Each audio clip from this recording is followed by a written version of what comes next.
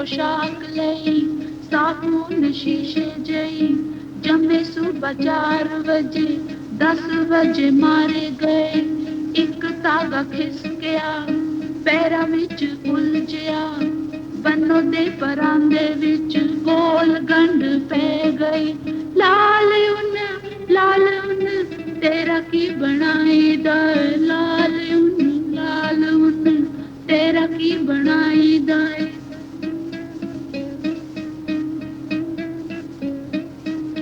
की होया होएगा अंबां वाले बाग विच संगने शतूत थले की होया होएगा जो हाल तक आए नहीं लाल उन केड़ा गीत गाएंगी लाल उन केड़ा गीत गाएंगी हौली हौली बड़े हो गए उन्हां दे जख्मां ते ला दियो मेहंदी दी मलम सुते पर बात नू पैरा दिता रात नू पक्के पत्थरां ते इक धागा डिग पिया नीले पर पता नहीं राह दिता उसनू दौड़ाया चाकू दी तार च समाउण नू लाल उन तू भी कुछ बोलेंगी लाल उन तू भी कुछ बोलेंगी यार ओदा चुप सी लाड़ा सुई धुप सी चुपचाप कंडे उत्ते दोवें डिगे होए सी भजाया दौड़ाया धागा एक ठीक आया मिट्टी विच लिबड़े कोल एक दूजे दे खुंबां वांगू चिट्टियां चादरां च टके होए आकड़े बदन लाल उन तेरा की बनाई दा लाल उन तेरा की बनाई दा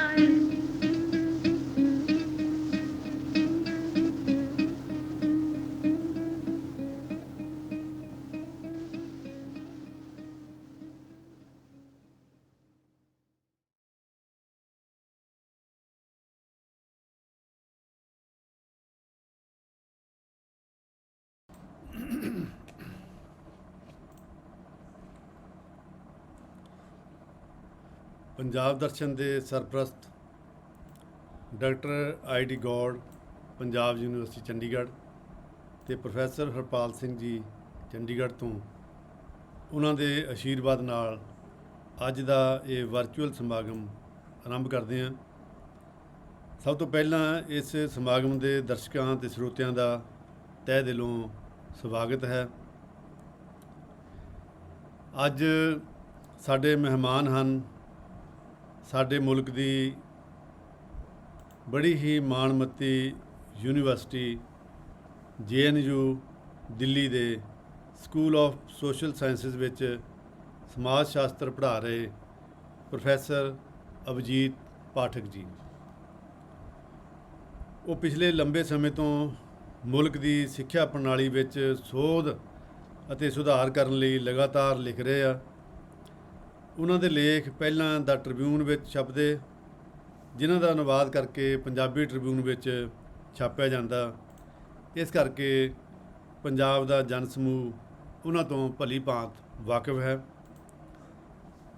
साडे मुल्क की सिक्ख्या देखो सिलेबस कोई होर बनाउंदा पढ़ाउंदा कोई होर है पेपर कोई होर पाउंदा चैक कोई होर करदा इहदे विच किसी भी तरह का कोई तालमेल नहीं हुंदा जां जे हुंदा तो बहुत घੱਟ हुंदा।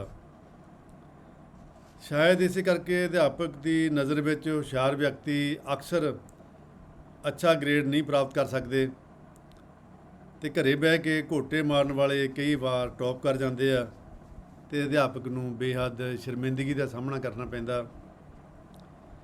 साडे मुल्क की सिक्ख्या तो मैनूं लगदा रशिया के कहानीकार पावलोविच चैखव ने बहुत ही ढुकवें शब्दों में टिप्पणी की। वो कहते कि साडे मुल्क विच अध्यापक इस तरह पढ़ाउण जांदे आ जिवें वो काले पानी नूं जा रहे होण। ਇਹ ਸਿੱਖਿਆ ਤੋਂ ਅਲਗਾਵ ਦਾ, ਏਲੀਏਨੇਸ਼ਨ ਦਾ ਭਾਵ ਸਾਡੇ ਅਧਿਆਪਕ ਵਿੱਚ ਵੀ ਹੈ ਅਤੇ ਵਿਦਿਆਰਥੀ ਵਿੱਚ ਵੀ। ਸਾਡੇ ਵਿਦਿਆਰਥੀ ਕਲਾਸ ਛੱਡ ਕੇ ਇਵੇਂ ਖੁਸ਼ ਹੁੰਦੇ ਜਿਵੇਂ ਆਜ਼ਾਦੀ ਮਿਲ ਗਈ ਹੋਵੇ, ਅਤੇ ਅਧਿਆਪਕ ਦਾ ਤਾਂ ਪੁੱਛੋ ਹੀ ਕੁਝ ਨਾ।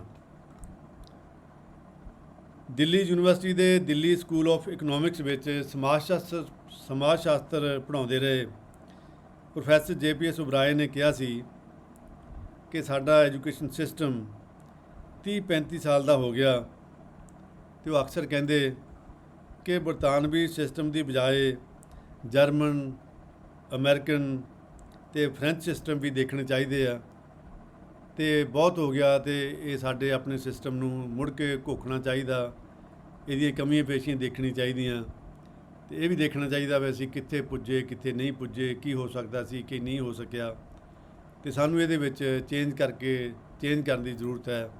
ਔਰ ਉਹ ਅਕਸਰ ਕਹਿੰਦੇ ਸਾਡਾ ਆਪਣਾ ਜਿਹੜਾ ਕੋਈ ਭਾਰਤੀ ਵੀ ਤਾਂ ਕੋਈ ਵਿੱਦਿਆ ਦਾ ਸਿਸਟਮ ਹੋ ਸਕਦਾ, ਕੋਈ ਉਹਨੂੰ ਵੀ ਦੇਖਣਾ ਚਾਹੀਦਾ। ਬੇਸ਼ੱਕ ਹੁਣ ਸਾਡੀ ਸਰਕਾਰ ਨੇ ਆਪਣੇ ਐਜੂਕੇਸ਼ਨ ਸਿਸਟਮ ਦੇ ਵਿੱਚ ਕੁਝ ਤਬਦੀਲੀਆਂ ਕੀਤੀਆਂ, ਲੇਕਿਨ ਉਹ ਹਲੇ ਲਾਗੂ ਨਹੀਂ ਹੋਈਆਂ। ਉਹਨਾਂ ਬਾਰੇ ਸਾਨੂੰ ਬਹੁਤ ਜ਼ਿਆਦਾ ਪਤਾ ਵੀ ਨਹੀਂ ਆ ਵੀ ਉਹਨਾਂ ਵਿੱਚ ਕੀ ਤਬਦੀਲੀਆਂ ਹੋਈਆਂ, ਉਹ ਕਿਸ ਮਨਸ਼ਾ ਨਾਲ ਹੋਈਆਂ, ਉਹ ਉਹਨਾਂ ਦਾ ਰਿਜ਼ਲਟ ਕੀ ਆਊਗਾ ਕੀ ਨਹੀਂ ਆਊਗਾ, ਇਹਦੇ ਬਾਰੇ ਅਸੀਂ ਬਹੁਤਾ ਕੁਝ ਨਹੀਂ ਕਹਿ ਸਕਦੇ। ਲੇਕਿਨ ਸਾਡੇ ਪ੍ਰੋਫੈਸਰ ਅਵਿਜੀਤ ਪਾਠਕ ਜੀ ਉਹਦੇ ਬਾਰੇ ਵੀ ਬਹੁਤ ਚੰਗੀ ਤਰ੍ਹਾਂ ਜਾਣਦੇ ਹੋਣਗੇ। ਅੱਜ ਅਸੀਂ ਇਹ ਲੈਕਚਰ ਇਸੇ ਕਰਕੇ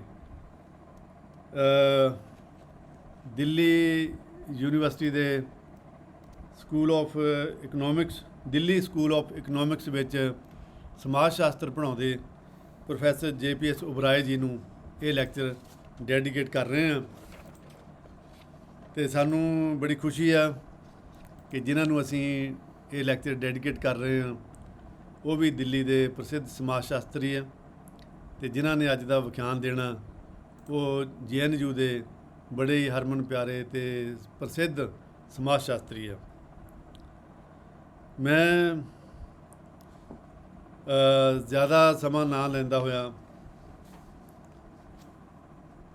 ਮੈਂ ਆਪਣੇ ਪੰਜਾਬ ਦਰਸ਼ਨ ਦੇ ਸਰੋਤਿਆਂ ਦੇ ਦਰਸ਼ਕਾਂ ਨੂੰ ਇਹ ਕਹਿਣਾ ਚਾਹੁੰਦਾ ਕਿ ਪੰਜਾਬ ਦਰਸ਼ਨ ਲਗਾਤਾਰ ਪੰਜਾਬ ਨੂੰ ਸਮਝਣ ਦੀ ਕੋਸ਼ਿਸ਼ ਵਿੱਚ ਹੈ।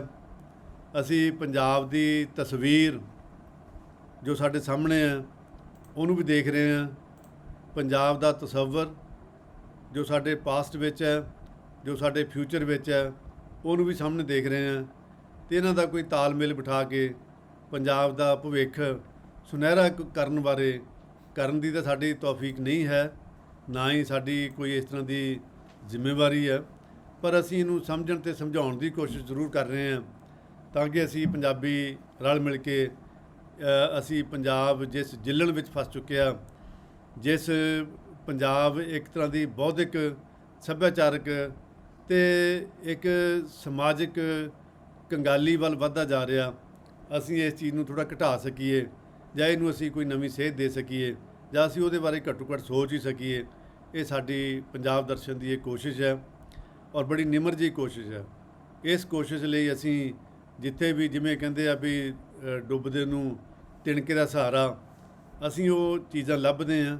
ਸਾਨੂੰ ਆਸ-ਪਾਸ, ਪੰਜਾਬ ਦੇ ਆਸ-ਪਾਸ ਜਿੱਥੇ ਵੀ ਸਾਨੂੰ ਕੋਈ ਸੁਹਿਰਦ ਸੱਜਣ ਮਿਲਦਾ, ਕੋਈ ਵਿਦਵਾਨ ਸੱਜਣ ਮਿਲਦਾ, ਔਰ ਜਿਹੜਾ ਸੱਚਮੁੱਚ ਆਪਣੇ ਮੁਲਕ ਨੂੰ ਸੁਧਾਰ ਕਰਨਾ ਚਾਹੁੰਦਾ ਹੋਵੇ, ਜਿਹਦੇ ਸੁਪਨੇ ਬੜੇ ਪਾਕ ਸੁਪਨੇ ਹੋਣ, ਜਿਹਦੇ ਨੇਕ ਇਰਾਦੇ ਹੋਣ, ਅਤੇ ਉਹ ਕੋਈ ਤਬਦੀਲੀ ਦੀ ਇੱਛਾ ਰੱਖਦਾ ਹੋਵੇ, ਅਤੇ ਅਸੀਂ ਉਹਨਾਂ ਸੱਜਣਾਂ ਨੂੰ ਤਕਲੀਫ ਦਿੰਦੇ ਰਹਿੰਦੇ ਹਾਂ, ਉਹਨਾਂ ਨੂੰ ਬੁਲਾਉਂਦੇ ਰਹਿੰਦੇ ਹਾਂ, ਅਤੇ ਪੰਜਾਬ ਦਰਸ਼ਨ 'ਤੇ ਅਸੀਂ ਉਹਨਾਂ ਨੂੰ ਸੁਣਦੇ ਹਾਂ।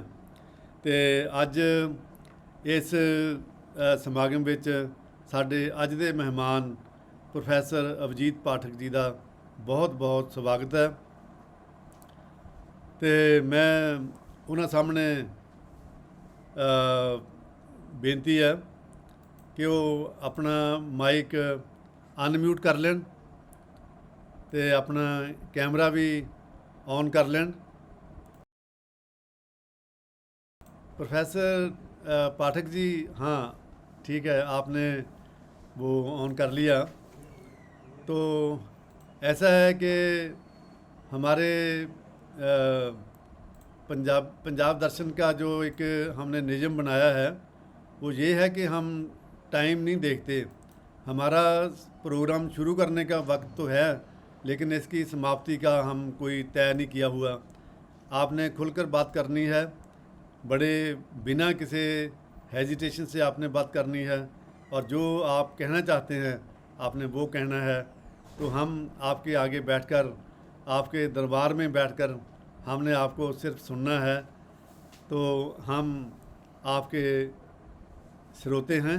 तो अब आपको बेनती है कि आपका जो आज का ये टॉपिक है, पंजाबी में मैं पंजाब के जो श्रोते हैं उनको बता दूं। अध्यापक दी अध्यापन यात्रा एक अनंत खोज, the endless quest, a teacher's pedagogic journey, ये आपका टॉपिक है। आप इस पर अब हमें व्याख्यान देंगे, हम आपको सुनेंगे।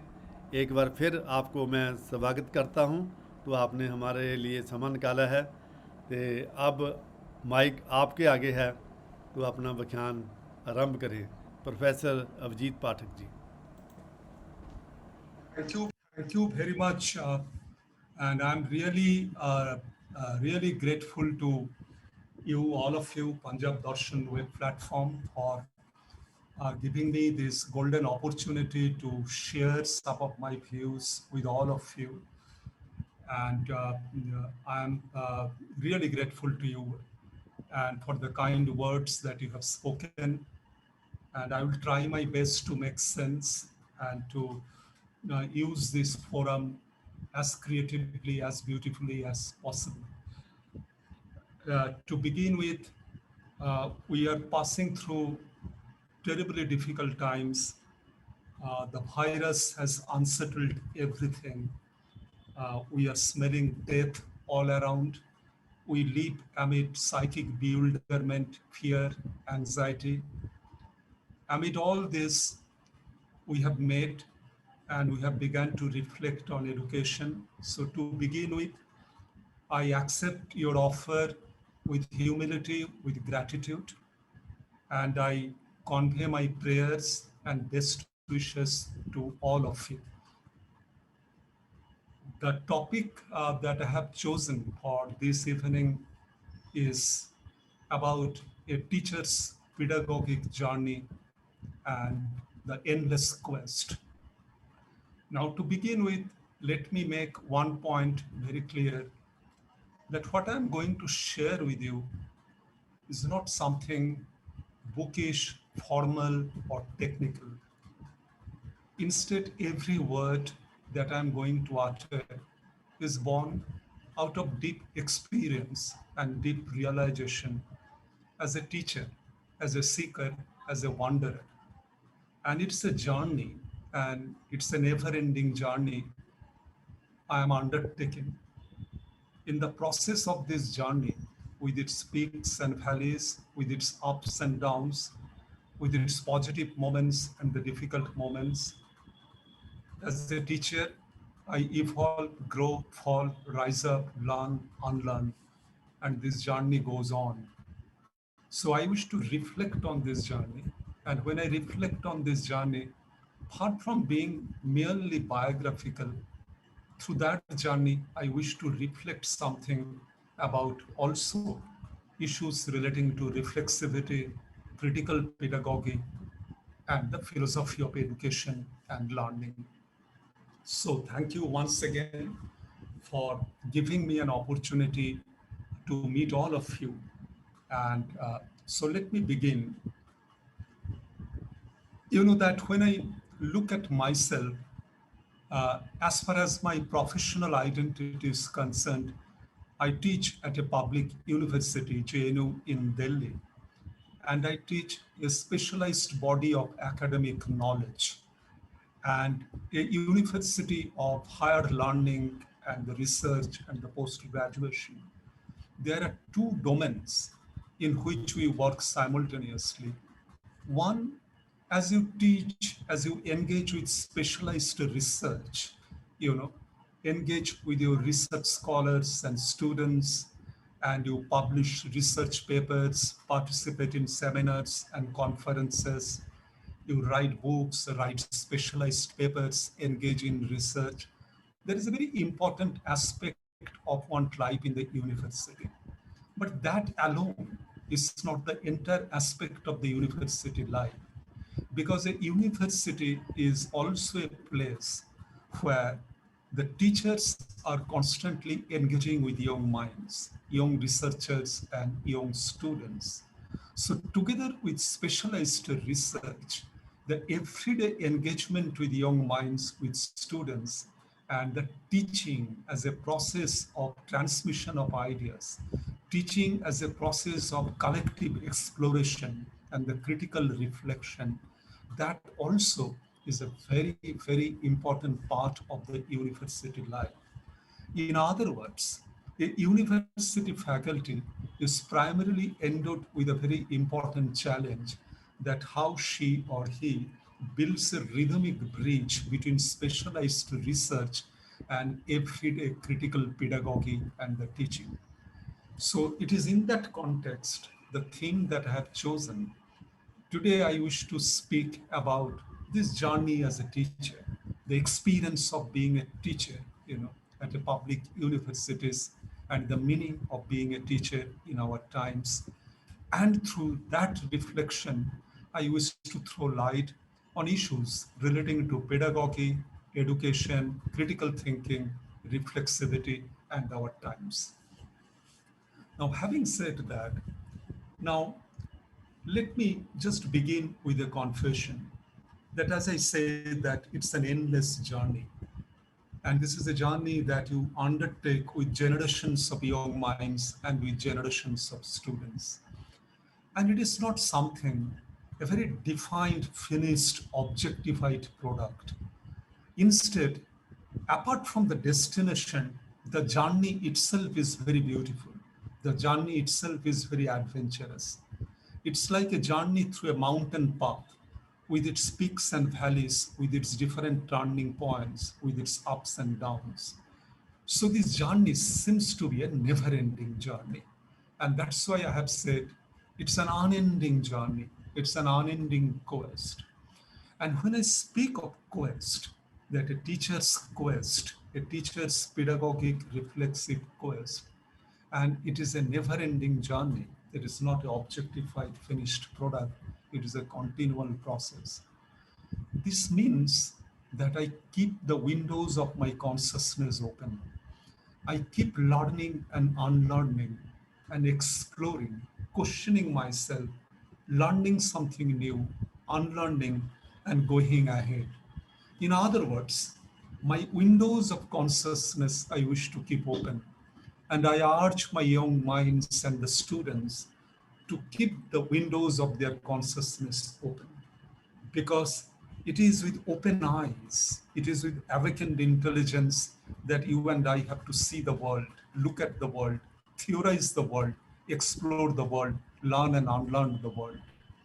So in this endless quest and the journey, I see there are many, many influences on my journey and on my pedagogic and the educational philosophy. And let me narrate to begin with some of these influences. And I think that when I talk about those influences, it is very important to acknowledge that it is very non-reductionist. It is very non-deterministic. It is not about any particular school of thought or a particular fixed ideology and the ism I'm talking about. Instead, there are many currents which have shaped me, and I am open to these multiple currents, at times conflicting currents. I live with that ambiguity, where I live with that plurality of perspectives and visions. So as an educationist, as a sociologist, as a teacher, say for example, when I reflect on education, on the one hand, I see there are great influences of some of the great critical pedagogues of our times on my way of looking at education, my engagement with students, my pedagogy. Say, for example, radical critical pedagogues like Paulo Freire, Or say, for example, in our times, Henry Giroux, who evolved a very sharp critique of the devastating impact of neoliberalism and the market-driven ideology on education.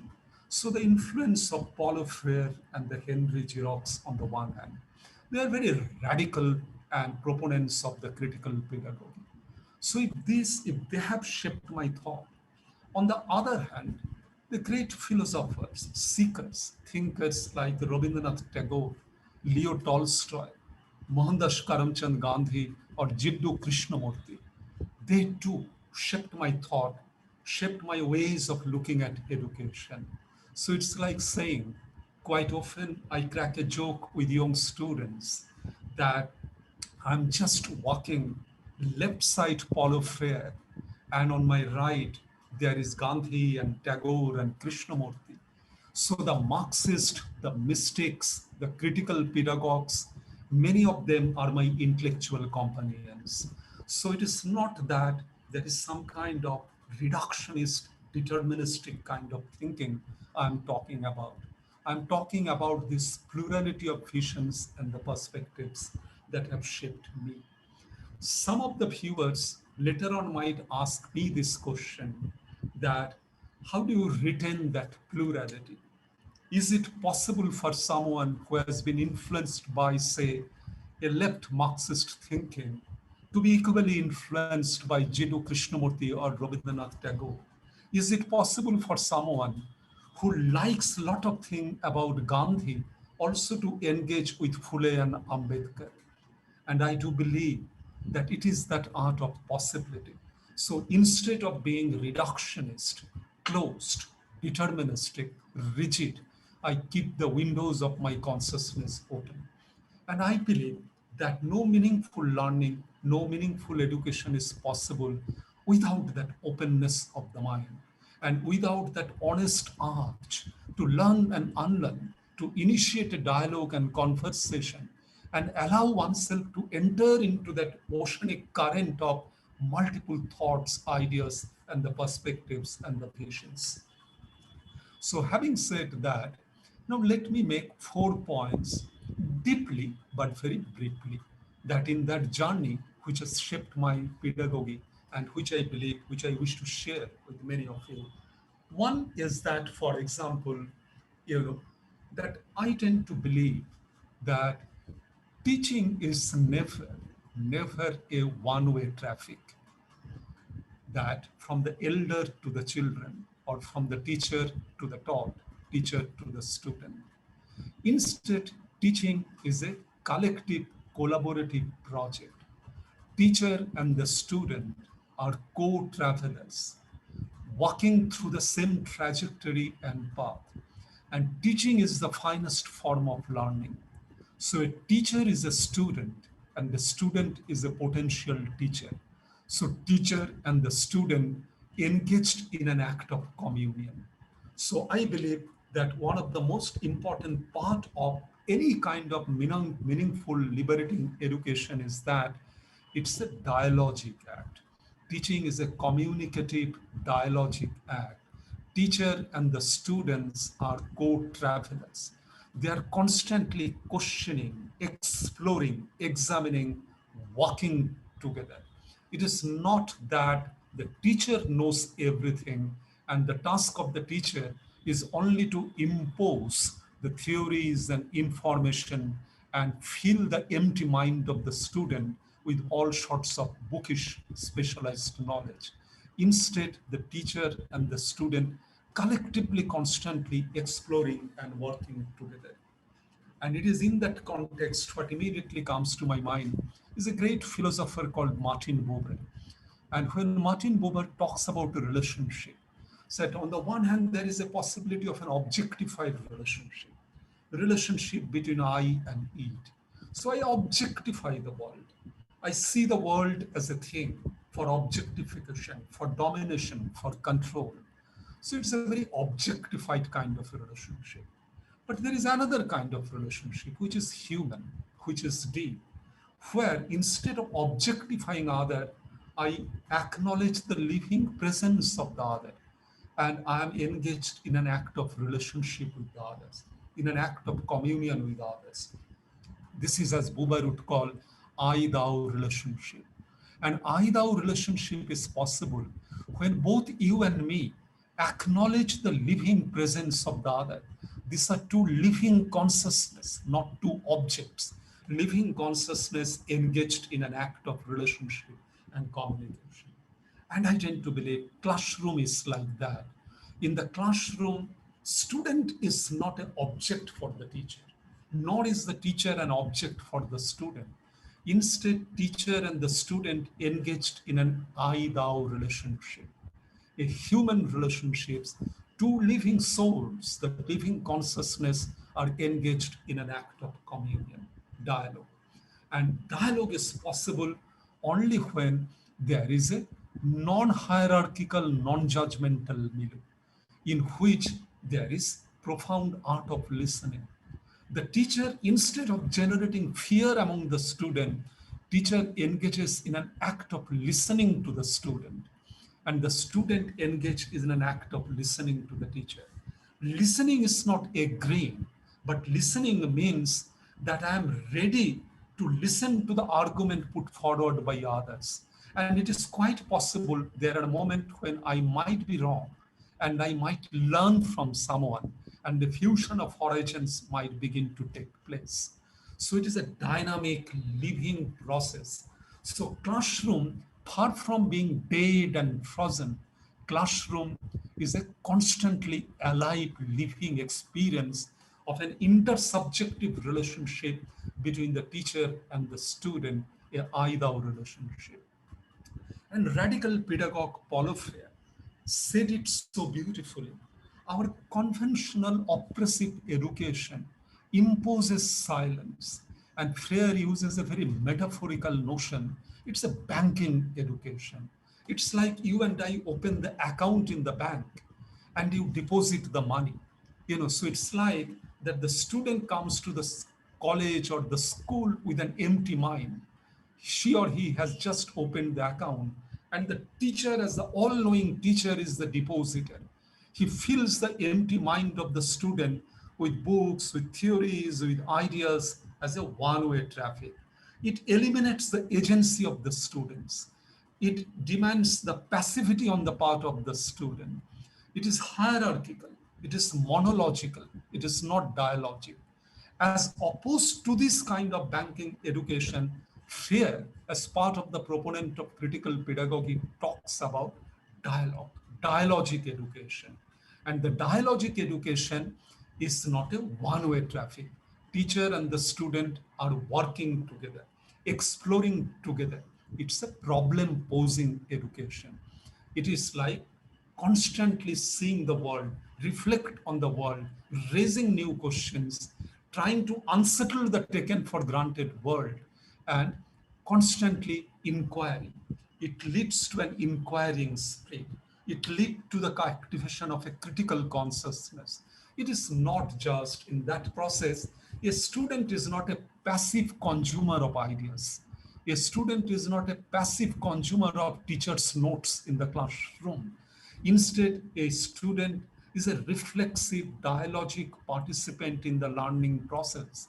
And the teacher is not someone who is just imposing his ideas or thoughts on the mind of the student. A teacher is listening to the young learner and collectively trying to explore the world. It's a problem-posing education. And it enables us to overcome the silence. Then we gain our voice. We gain our reflexivity.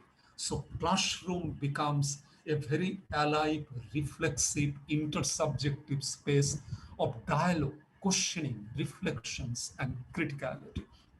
So that is what I think that one of the important things that I have learned from this art of teaching as a communicative act, from Martin Buber's I-thou engagement to Paulo Freire's problem-posing dialogic education and the critique of the banking kind of education.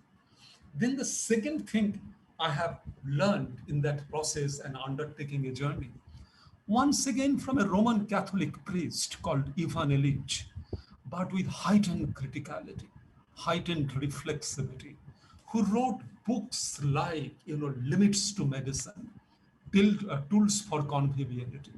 And any of you, and I'm sure many of you are well versed with Ivan Illich, and Illich's very sharp critique of our modern technocratic civilization, you know, and some of the important questions that Illich raised. And with that questions came his path-breaking book, Deschooling Society, and where Ivan Illich unsettled our taken for granted world. You and I are part of the school mind, school society. Imagine our journey from the day we came to the play school to the day we got our PhD certificate. It's a graded learning. One day, when my mother took me to the nursery school, I learned A means apple. And when I am writing my PhD, I learned A means Althusser. One day I learned ape means fox, and another day at the university I learned ape means Foucault. So this is a graded learning. It's a ladder, and this entire graded institutionalized learning, an institution is so powerful in modern times that school seems to have become a modern secular church, and we tend to believe that there is no learning outside formal institution. And it has gone to such an extent, today it is thought even patriotism, even emotions, even love, even dietary practices ought to be learned from school. So school has become tremendously powerful. Nothing seems to exist outside formal institutionalization. And it creates a hierarchical mind. It makes me think the fact that from A to apple, I have come to A means Althusser, I am inherently superior to others because I have spent more years in schooling and the formal college and the university. Since my grandmother didn't go to the school, my grandmother is necessarily uneducated, illiterate. And I have every right, to see my grandmother as inferior and illiterate.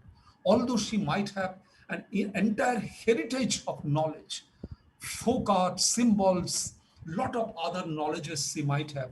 But precisely because she has not studied environmental science and computer and biology in the CBSE textbook and passed through the school, I can now have the right to declare her illiterate. So this school mind is hierarchical mind. And this school mind diminishes our confidence, and we fail to realize that a major part of our important learning takes place outside formal institutions, formal learning. So major learning is not necessarily the official curriculum. Official curriculum and the ritualization of examination and ranking and grading and hierarchizing cannot be the substance of liberating education. Liberating education is something more. The way the mystics would argue, going to church every Sunday is not a sign of my religiosity. My religiosity is in my silent communion with the divine. Religiosity does not manifest itself in the crowd. Religiosity is my deep contemplative prayer. Late night, you look at the distant sky and you begin to reflect on the relationship between your finite embodied existence and the vastness and the comfort and the cosmos and the infinite. And with that, there is certain notion of a wonder comes, certain notion of a curiosity comes. An arch comes to build a bridge between the finitude and the infinite. And this infinite you call in different names: God, Allah, Bhagavan, divine, Krishna, whatever it is. But it is a quest. It is a quest.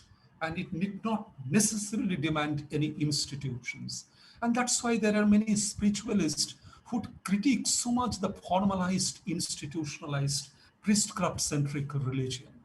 Likewise, school with its priest, that is the teacher, and with its rituals, that is the formal curriculum and the ritualization of exam, tend to colonize our thinking,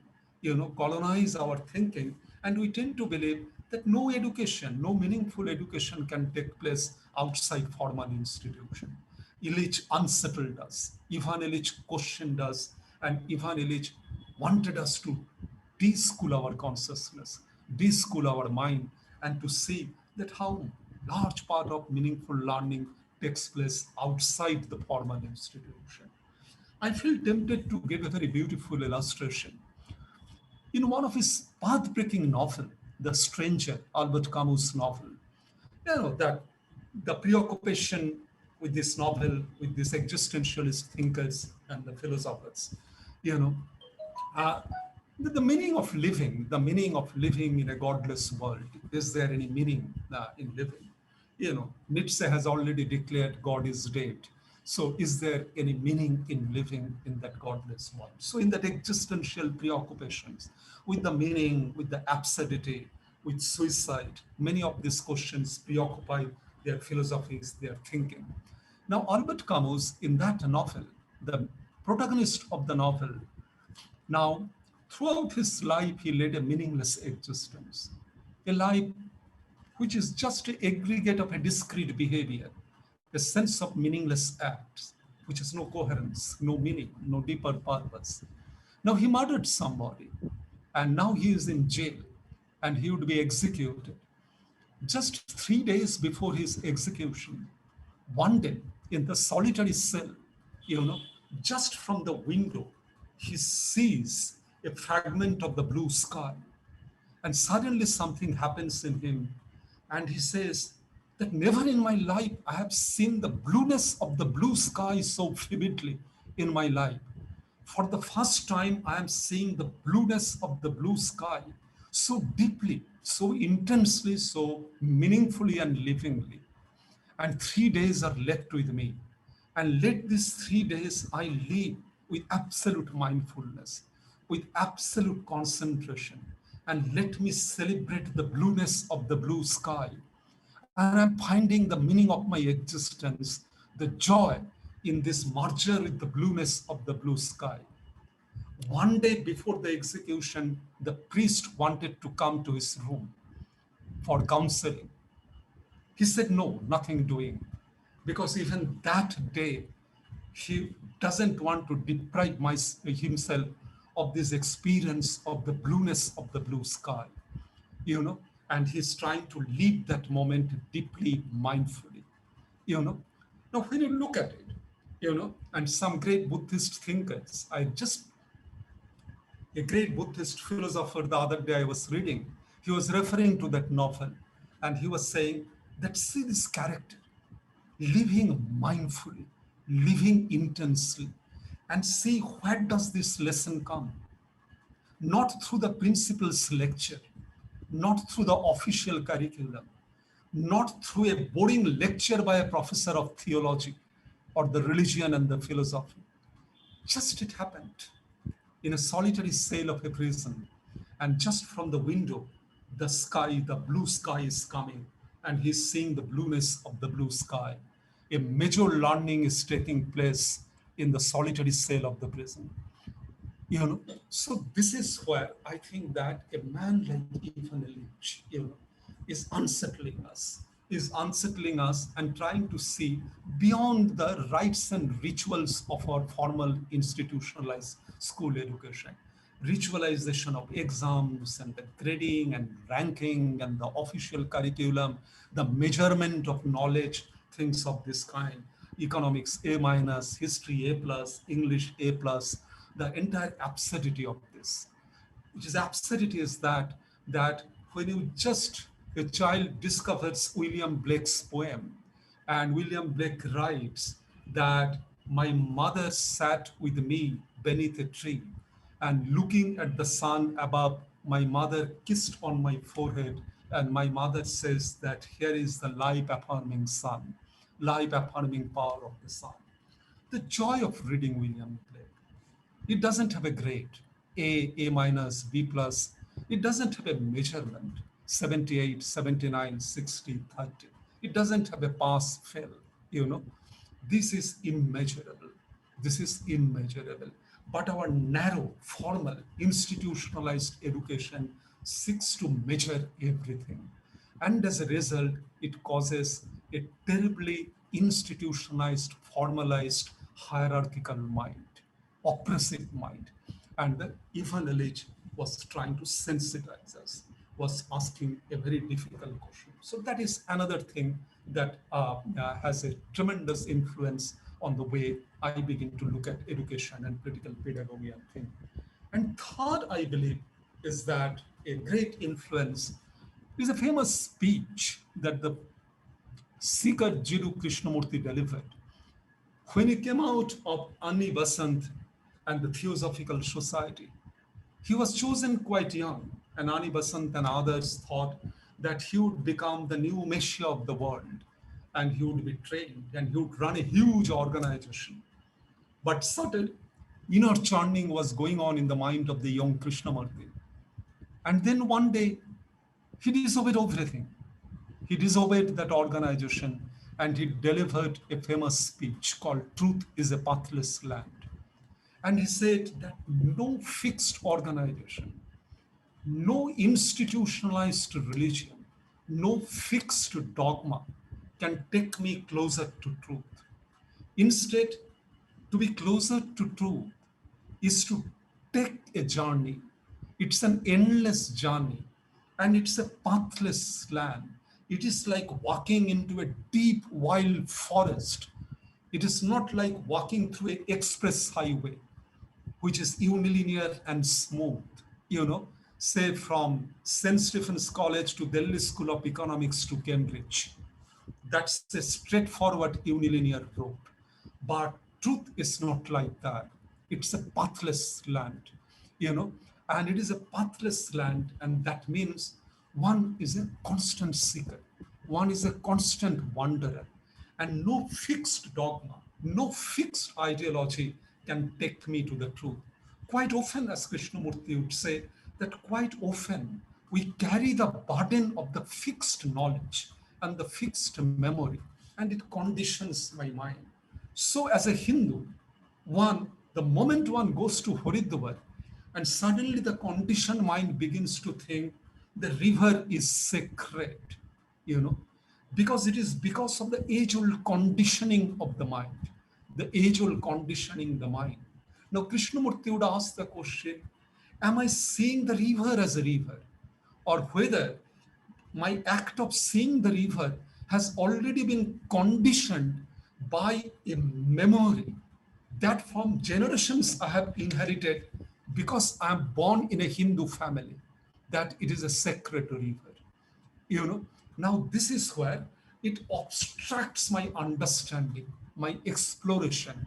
I become a victim of the old memory, old ideology, frozen concepts, frozen dead ideas. But learning is alive. It is not about the dead concept.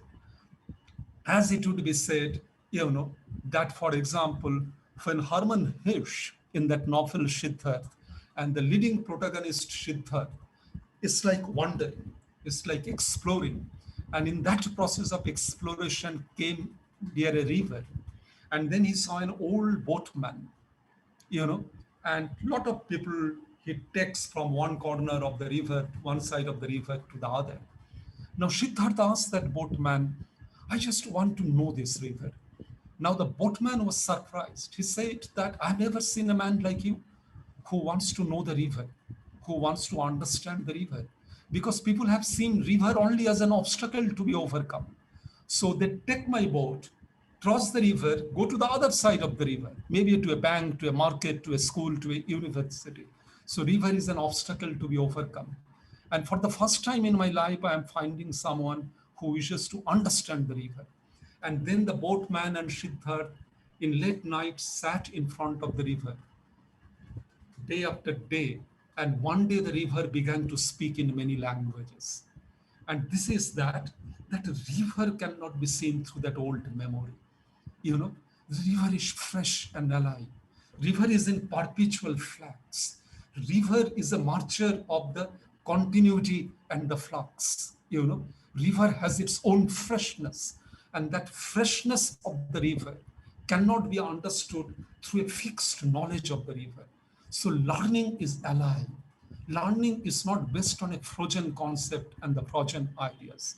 And that's why the Krishnamurti would again and again argue about deconditioning the mind, about deconditioning the consciousness and deconditioning the mind.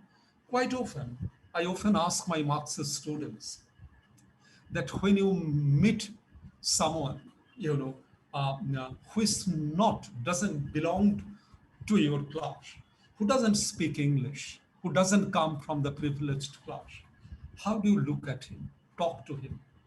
Now, if you look at him through a Freudian idea called the working class or the subaltern or the proletariat, you miss something. These categories are important, but these categories alone cannot make you understand that man. Right now, you are in front of a farmer. Right now, you are in front of a worker. Now, he or she has a living presence at that moment. Experience that living presence. Experience his thought, thinking, inner churning, and the process. Sometimes your concepts might act like a barrier.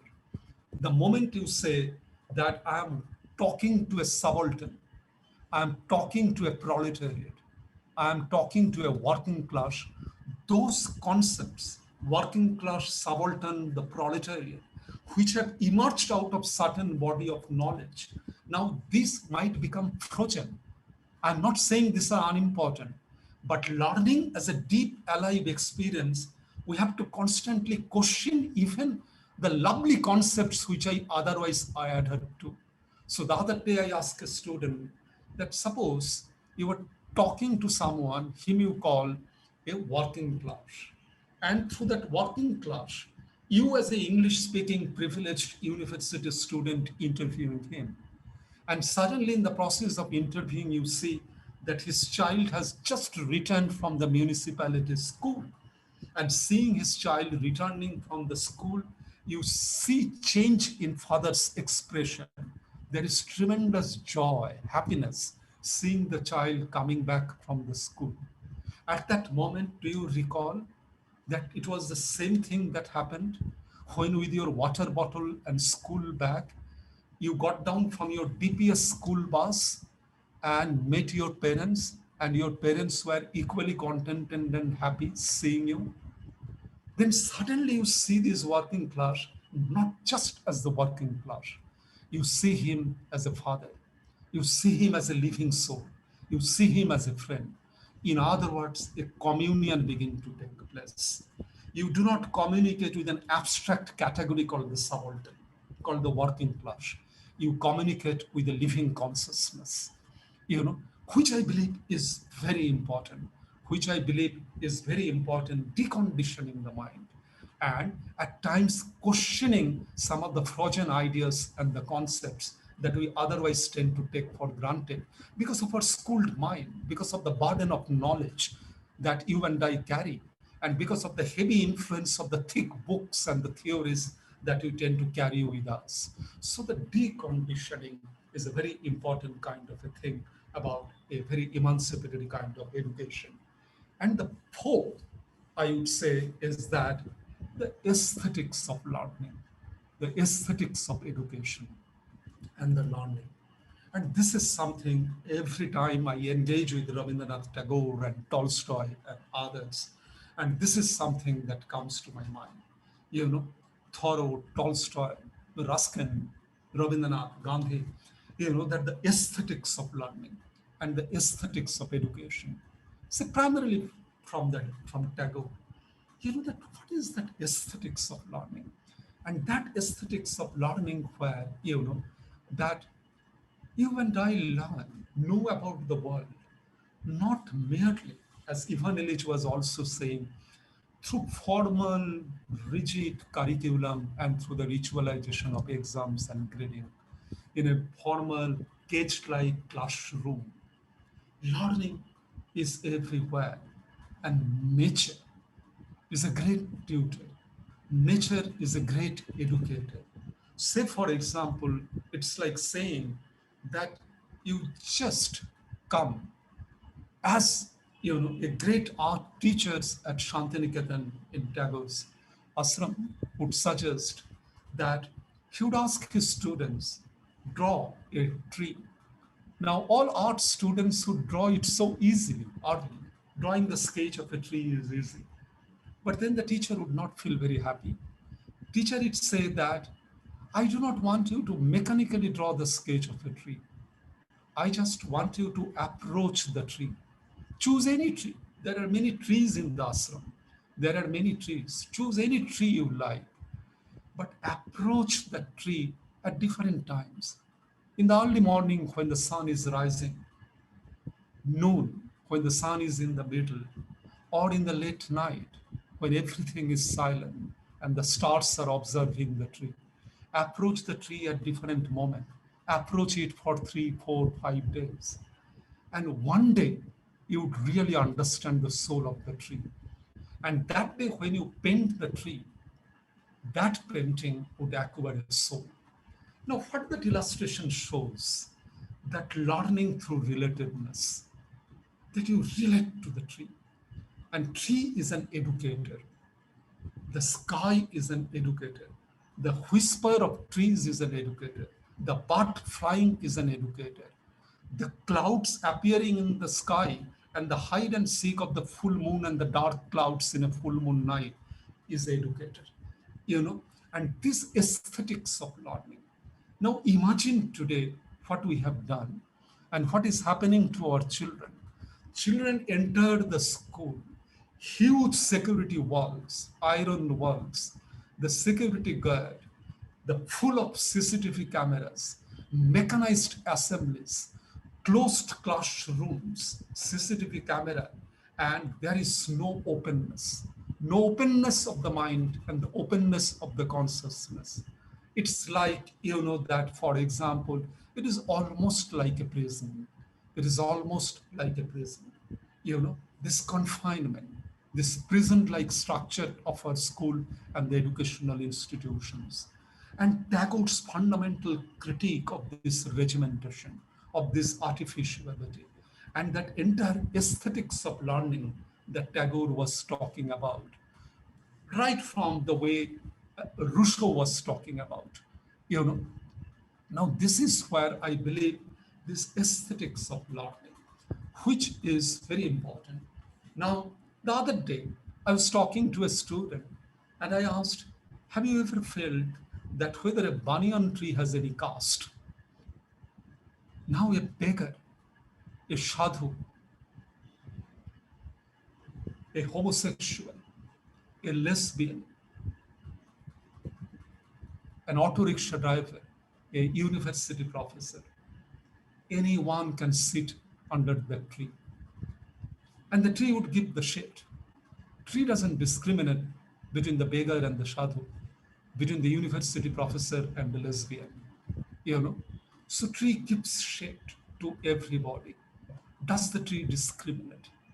Does the tree discriminate? Now, is our spiritual tutor, the fancy celebrity babas whom we see on YouTube, or is our spiritual tutors is the river, the way Siddhartha saw it, the tree, that you and I see, or the hide and seek of the clouds and the full moon, or the nature. Now it might surprise you in a denaturalized world, because the world is becoming increasingly denaturalized, mechanized, but that is precisely the reason that it is important to try our best to regain and to recover what we seem to have lost, our connectedness with the nature, our rhythmic connectedness with the nature and the aesthetics of learning. That was something that I learned from Tagore. So this four, the criticality of learning and the communion spirit of learning from people like Paulo Freire and the Martin Buber, very thorough critique of a very mechanized, formalized education from elites' deschooling mind and the consciousness, to the Krishnamurti's appeal for deconditioning the mind, and to Tagore's aesthetics of nature and the relational self, not a fragmented, crippled mind, but a self that is relational, that is musical, that is relational, that is dialogic, that is harmonic. Now, these are the things which, as a teacher, tend to shape my ideas and the thought and the thinking, and also possibly my engagement with young learners and youth students, and experiments with learning and the teaching practices and with the pedagogy. Now, let me just give you an illustration. When I talk about these four aspects, now to take an illustration, and this illustration I can give, that by talking about reflexivity, the reflexivity as part of our learning experience. What do I mean by reflexivity? By reflexivity, as you and I all would agree, that it's a process of self-churning. In other words, self is a very important part of learning. It is not just that I objectify the world and all knowledge lies outside my consciousness in the world. What is important is that to build a bridge between the self and the world, because all the drama of the world is taking place inside my being, my consciousness. And I cannot imagine my existence without relating myself to my history, to my politics, to the times I am living in, because I am not insulated. I am deeply related. I am a historically embedded social actor. I am located in a given time and space. So my self is inseparable from the collective. And all that is happening in the collective also unfolds itself through myself, through my practices. So building that rhythmic bridge between the self and the world. In other words, reflexivity is a very, very important component of learning. Now, can I ask my students to know about patriarchy only by reading Simone de Beauvoir and Juliette Michel and Judith Butler or Uma Chakraborty and their feminist text? Yes, these are important. But is it that patriarchy exists inside me, inside my consciousness, the way I see the world, the way I hierarchize human faculties? Is it already in me?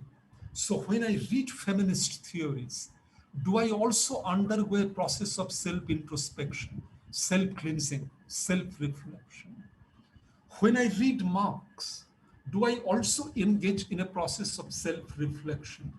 The commodity fetishism that Marx was articulating in Capital Volume 1, that all the heavenly ecstasies of human relationships have been destroyed and drowned into the icy water of egoistic calculation.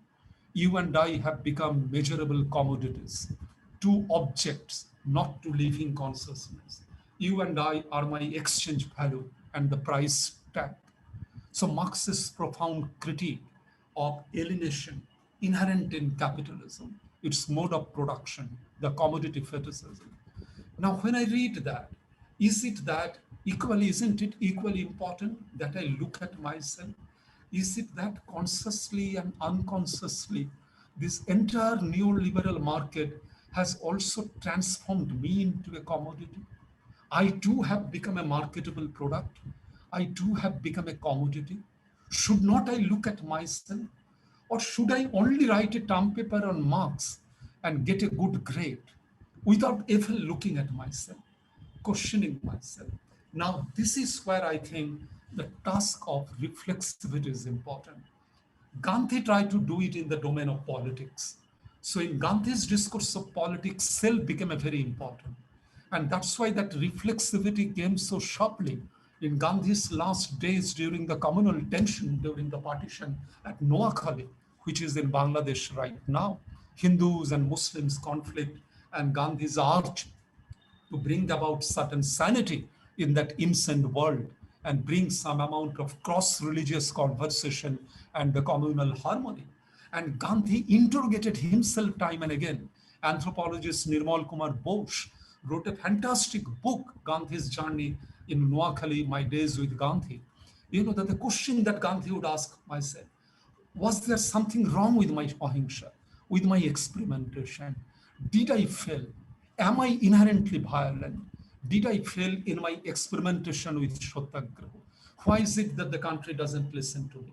So he subjected himself to thorough self-scrutiny. So self-reflexivity became a very important component of the Gandhian politics. That self became a very important component. So likewise, the reflexivity as part of our learning. Now, there are thinkers, there are many thinkers. In sociology, we know that there's a man called Alvin W. Goldman, who came forward with the very idea of a reflexive social science, the reflexive sociology, that building a bridge between the self and the world, a rhythmic bridge between the self and the world. So, looking at the self, the process of inner churning is very important. And this, I'll just give an illustration that what happens. Now, as a dialogic teacher, as a wanderer, now in front of me, I see my young students at a public university, bright students, and they are the children of the new India. They're all the post 1990s children.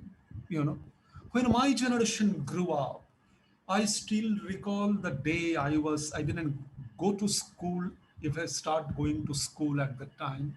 And it was, I remember 27th May and 1964, Nehru died, and it was a sleepy town in the northern part of West Bengal. And my father told that Jawaharlal Nehru is dead. I could still feel that there was sadness in that small town. All shops, everything closed, and it was absolute silence. So from that we began our journey, and possibly our college days and the university days, we grew up in an age where, for example, a very slow growth rate, 3.4%, 3.5%, what economists jokingly called Hindu rate of growth, life was at a very slow rhythm. And the generation that I engage with, the generation that I teach, the post 90s children, and they're the children of color television. They're the children of the super moms. They're the children of Amazon delivery. They're the children of smartphone and the YouTube. And they're the children of the neoliberalism and the neoliberal market. Now, how I engage with them when I say teach them to text and it will make things clear.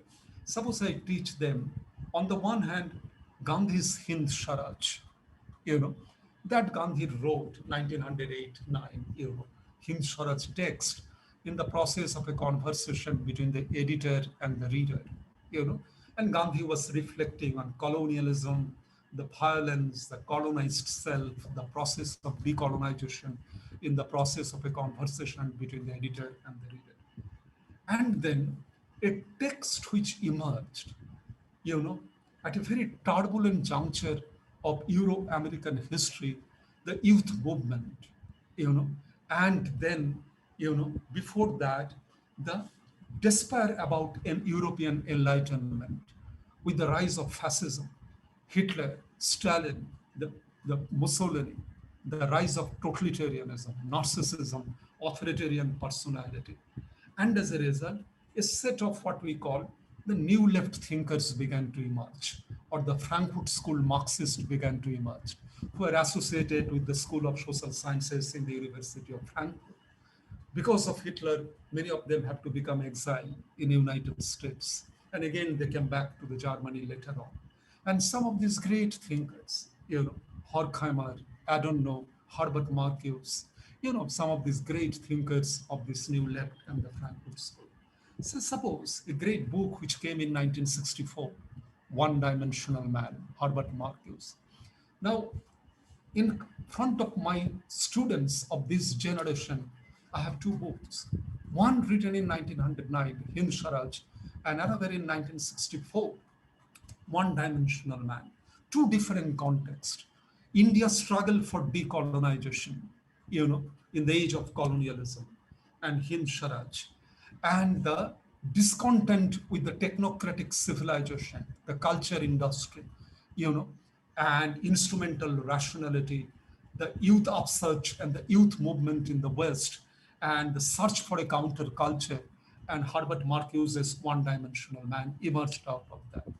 Now, when I suppose I come to the classroom with these two texts and engage with the students of this generation, now with all that I have spoke, teaching as dialogue, teaching as the spirit of being a wanderer, deconditioning the mind, teaching as a reflexivity, how I do that.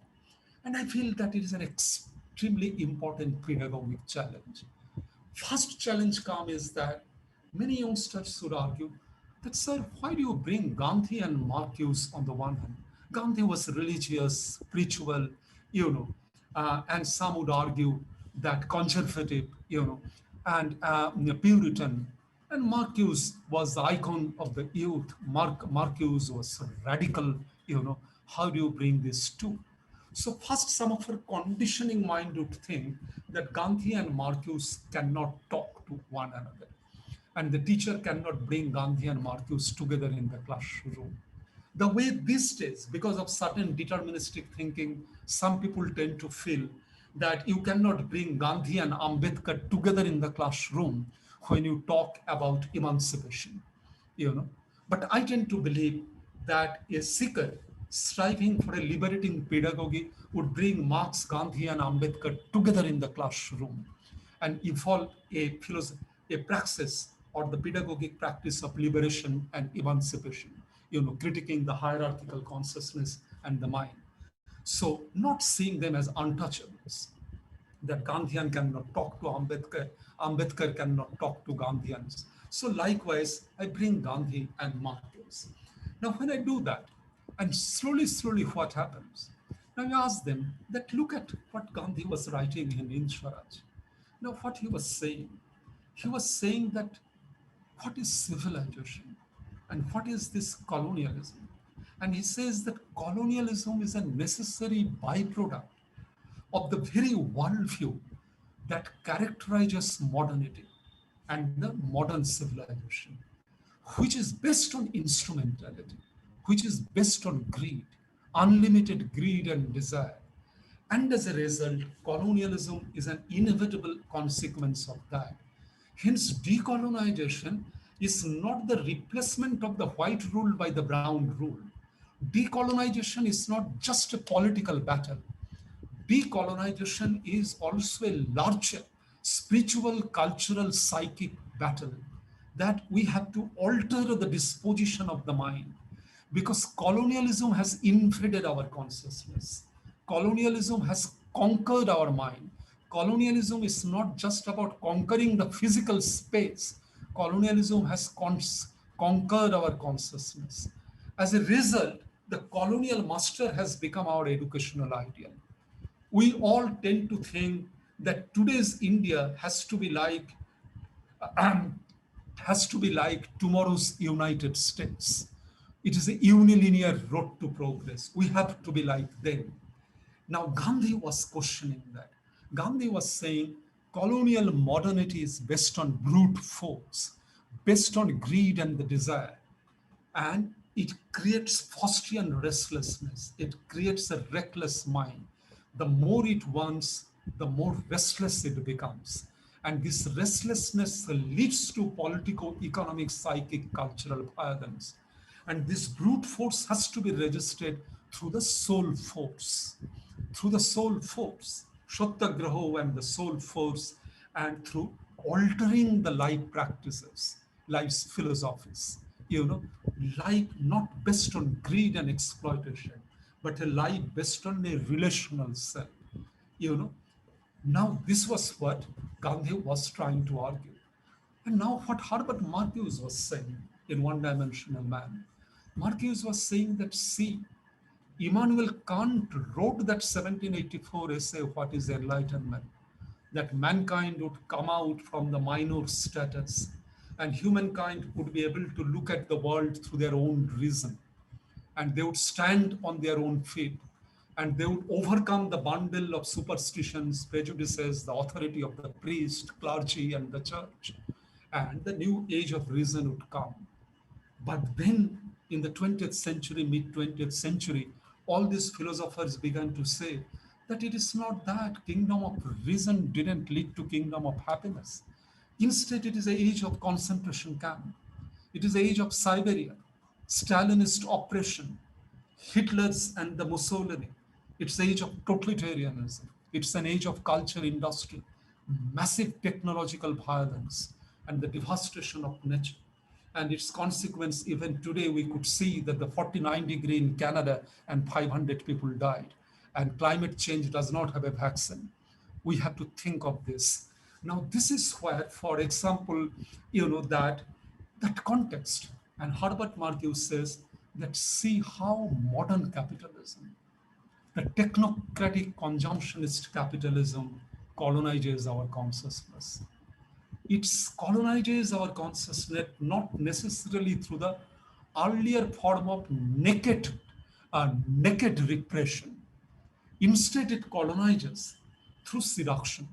So, one dimensional man begins with a sentence that a very reasonable, smooth, democratic unfreedom prevails in our times. And the new forms of authoritarianism can emerge with multiple television channels and the multiple periodic elections. So the democratic institution can be used to give birth to a technocratic authoritarian regime and the rule.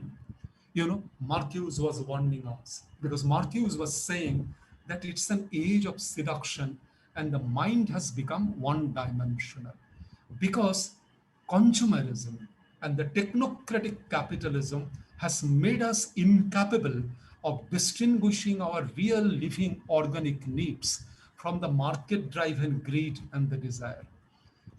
So the market driven desire and greed suddenly become our second nature, consciously and unconsciously. And then we tend to think we cannot live and without that. And the more we get seduced by this market driven needs and the desires, the more the corporate empire, the more the invasion of the technocratic capitalism in our everyday life, which Habermas said colonization of the life world. The life world is being invaded and colonized by the logic of the market today. So the market enters the bedroom. Market enters the marital relationships. Market enters the domain of sexuality. Market enters the domain of education. It colonizes every sphere of life. So is it like that on Valentine's Day, I have to express my love only through the nakshatra diamond jewelry? Or is it that my Diwali gift has need to necessarily have a price tag? Or is it that the gift is the articulation of love? Or is gift a price tag, a commodified product, a market spectacle? Now, the way market colonizes the life world.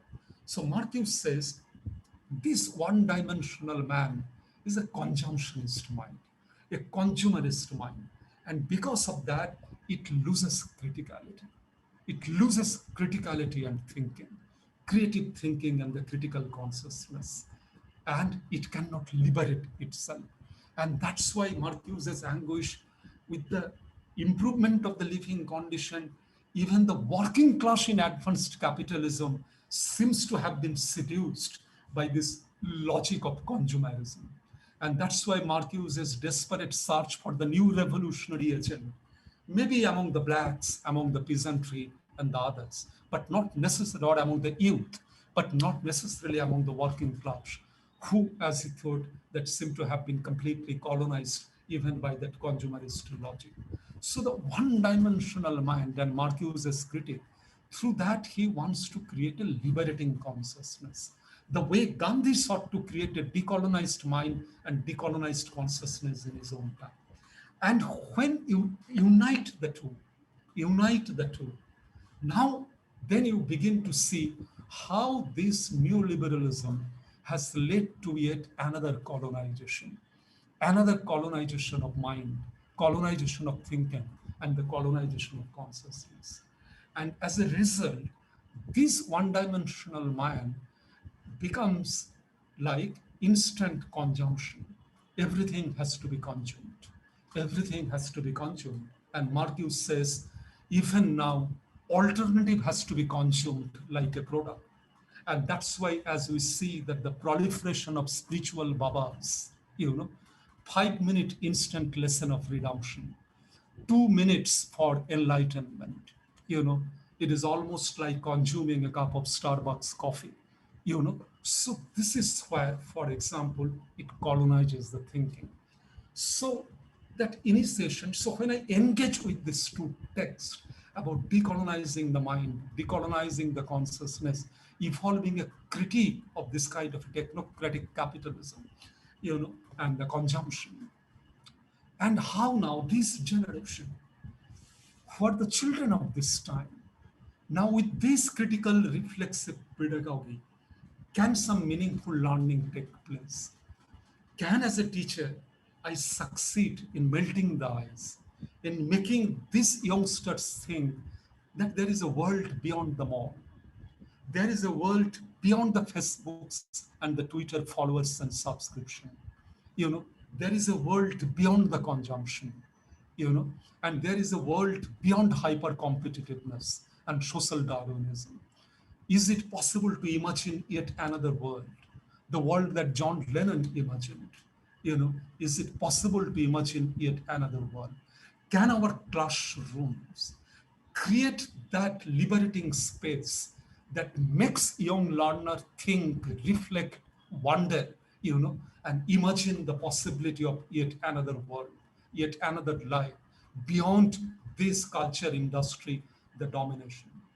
And I would end my presentation with a note. And that note is a note of caution. If this market today, as a teacher in a public university, and I tend to feel that there are two dangers that are coming and haunting the life of the teacher and the student and all educationists. One, as I have just said, seduction of the market, and the seduction of the market, our orientation to knowledge becomes marketable. So do you learn history or do you learn hotel management? Do you learn, for example, foundational physics, or do you learn, for example, fashion designing? Now, many of our fancy institutions, private institutions and education shops are now promoting in the name of education only the skills which sell in the market, but not the foundational knowledge, foundational searches. But the university ought to be a place where a physicist, a mathematician, a philosopher, a historian, a technologist, a scientist, all have to come to the cafeteria, learn together, converse with one another. A university ought to be a place where a professor of physics and computer engineering come to a Hindi department and listen to a talk by a Hindi poet. It has to be an intersubjective space of dialogue and communication. Now, if the market enters and if the market defines the productivity and the utility of knowledge, then a great damage begins to take place to the spirit of learning. And this is, I believe, a major source of attack on our public universities today. And the second danger is coming again from a very powerful discourse, the discourse of a very hyper masculine militant nationalism. And today we could see an unholy alliance of neoliberal market forces and the militant, hyper masculine militant nationalism. So when militant nationalism invades the domain of education, then it constricts, it restrains, it represses the creative flow of ideas, because the ideas, the great ideas, transcend the boundaries, transcend the boundaries of the nations. Newtonian law of gravitation is not a Christian law of gravitation. Newtonian law of gravitation is not a European law of gravitations, So for example, so that's why the idea of a knowledge is its transcending element, that it seeks to transcend the limitation of borders and the boundaries. And we could welcome that when our mind becomes transcendent and the mind doesn't remain confined to the parameters of a very limiting idea of nationalism. So it's not like saying, so sometimes when the militant nationalists would argue that, that why do students, read Plato and Aristotle and Rousseau, and why they are not reading Chanakya? I think it's a very false question to ask. Let them read Chanakya and let them read Plato and Aristotle. Let me read Gautama's profound theory of logic in the ancient philosophy, and let me read Karl Popper's, Open Society and Enemies. Karl Popper's Philosophy of Science, Conjectures and Refutation. Let me read Kalidas as well as Shakespeare. Let me read William Blake as well as Rabindranath Tagore. Let me read the technologies of the modern heart surgery, and let me also learn the ancient medical knowledges of different kind of a system. So university ought to be a place of a plurality of knowledge traditions. But when an ideology of nationalism, militant nationalism destroys the creative flow of ideas, it limits us, it constrains us. It is based on fear, it is based on violence. And this violence we are seeing today.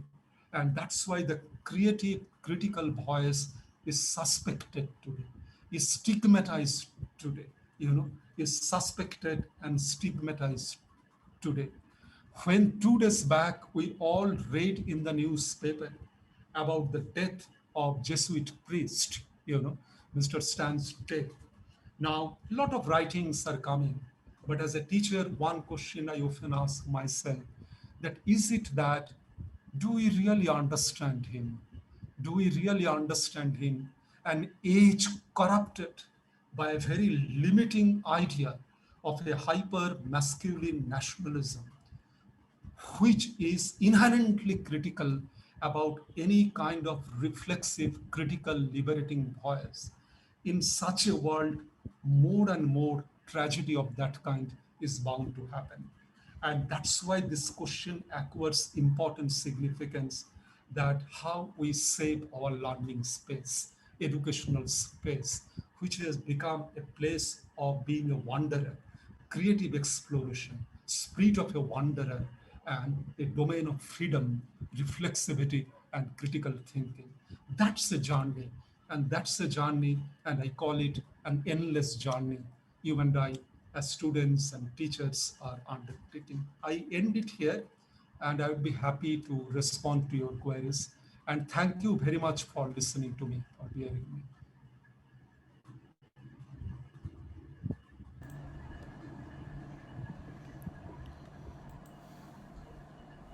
Doctor Avijit Pathak ji ਦਾ ਅੱਜ ਦਾ ਵਿਖਿਆਨ ਸੁਣ ਕੇ ਇੱਕ ਸ਼ਬਦ ਮੇਰੇ ਜ਼ਿਹਨ ਵਿੱਚ ਆ ਰਿਹਾ, speechless. ਜਿਸ ਤਰ੍ਹਾਂ ਡਾਕਟਰ ਸਾਹਿਬ ਨੇ ਸਾਡੇ ਦਿਮਾਗ ਦੇ ਚਾਰੇ ਪਾਸੇ ਜਿਹੜੇ ਬੰਦ ਦਰਵਾਜ਼ੇ ਖੋਲ੍ਹ ਦਿੱਤੇ ਹੋਣ, ਔਰ ਸਾਡੇ ਸਾਹਮਣੇ ਜਿਹੜਾ ਐਜੂਕੇਸ਼ਨ ਸਿਸਟਮ ਜਿਹਦੇ ਵਿੱਚ ਅਸੀਂ ਪਲੇ ਹਾਂ, ਜੰਮੇ ਹਾਂ, ਜਿਹਦੇ ਵਿੱਚ ਅਸੀਂ ਰਹੇ ਹਾਂ, ਔਰ ਇਹਨੂੰ ਸਾਡੇ ਸਾਹਮਣੇ ਐਕਸਪੋਜ਼ ਕਰ ਦਿੱਤਾ ਹੋਵੇ,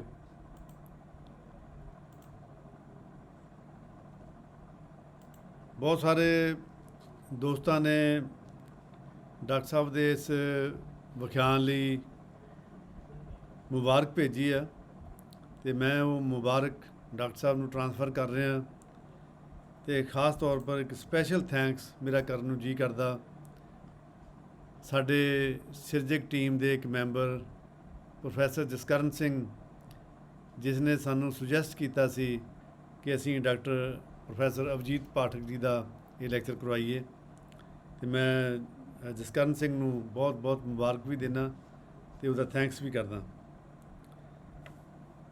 ਅੱਜ ਸਾਨੂੰ ਡਾਕਟਰ ਸਾਹਿਬ, ਮੈਂ ਪੰਜਾਬ ਦਰਸ਼ਨ ਦੇ ਸਰੋਤਿਆਂ ਨੂੰ ਹੀ ਮੁਖਾਤਬ ਹੋ ਰਿਹਾ ਕਿ ਸਾਨੂੰ ਅੱਜ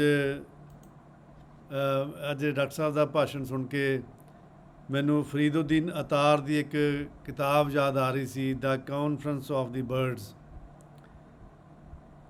ਔਰ ਡਾਕਟਰ ਸਾਹਿਬ ਨੇ ਕੰਪਾਰਟਮੈਂਟਲਾਈਜੇਸ਼ਨ ਜਿਹੜੀ ਆ ਐਜੂਕੇਸ਼ਨ ਦੀ, ਉਹਦੇ ਬਾਰੇ ਸਾਨੂੰ ਆਗਾਹ ਕੀਤਾ, ਔਰ ਕਿਸ ਤਰ੍ਹਾਂ ਉਹ ਐਜੂਕੇਸ਼ਨ ਦਾ ਸੱਚਮੁੱਚ ਸੱਤਿਆਨਾਸ਼ ਕਰਦੀ ਆ।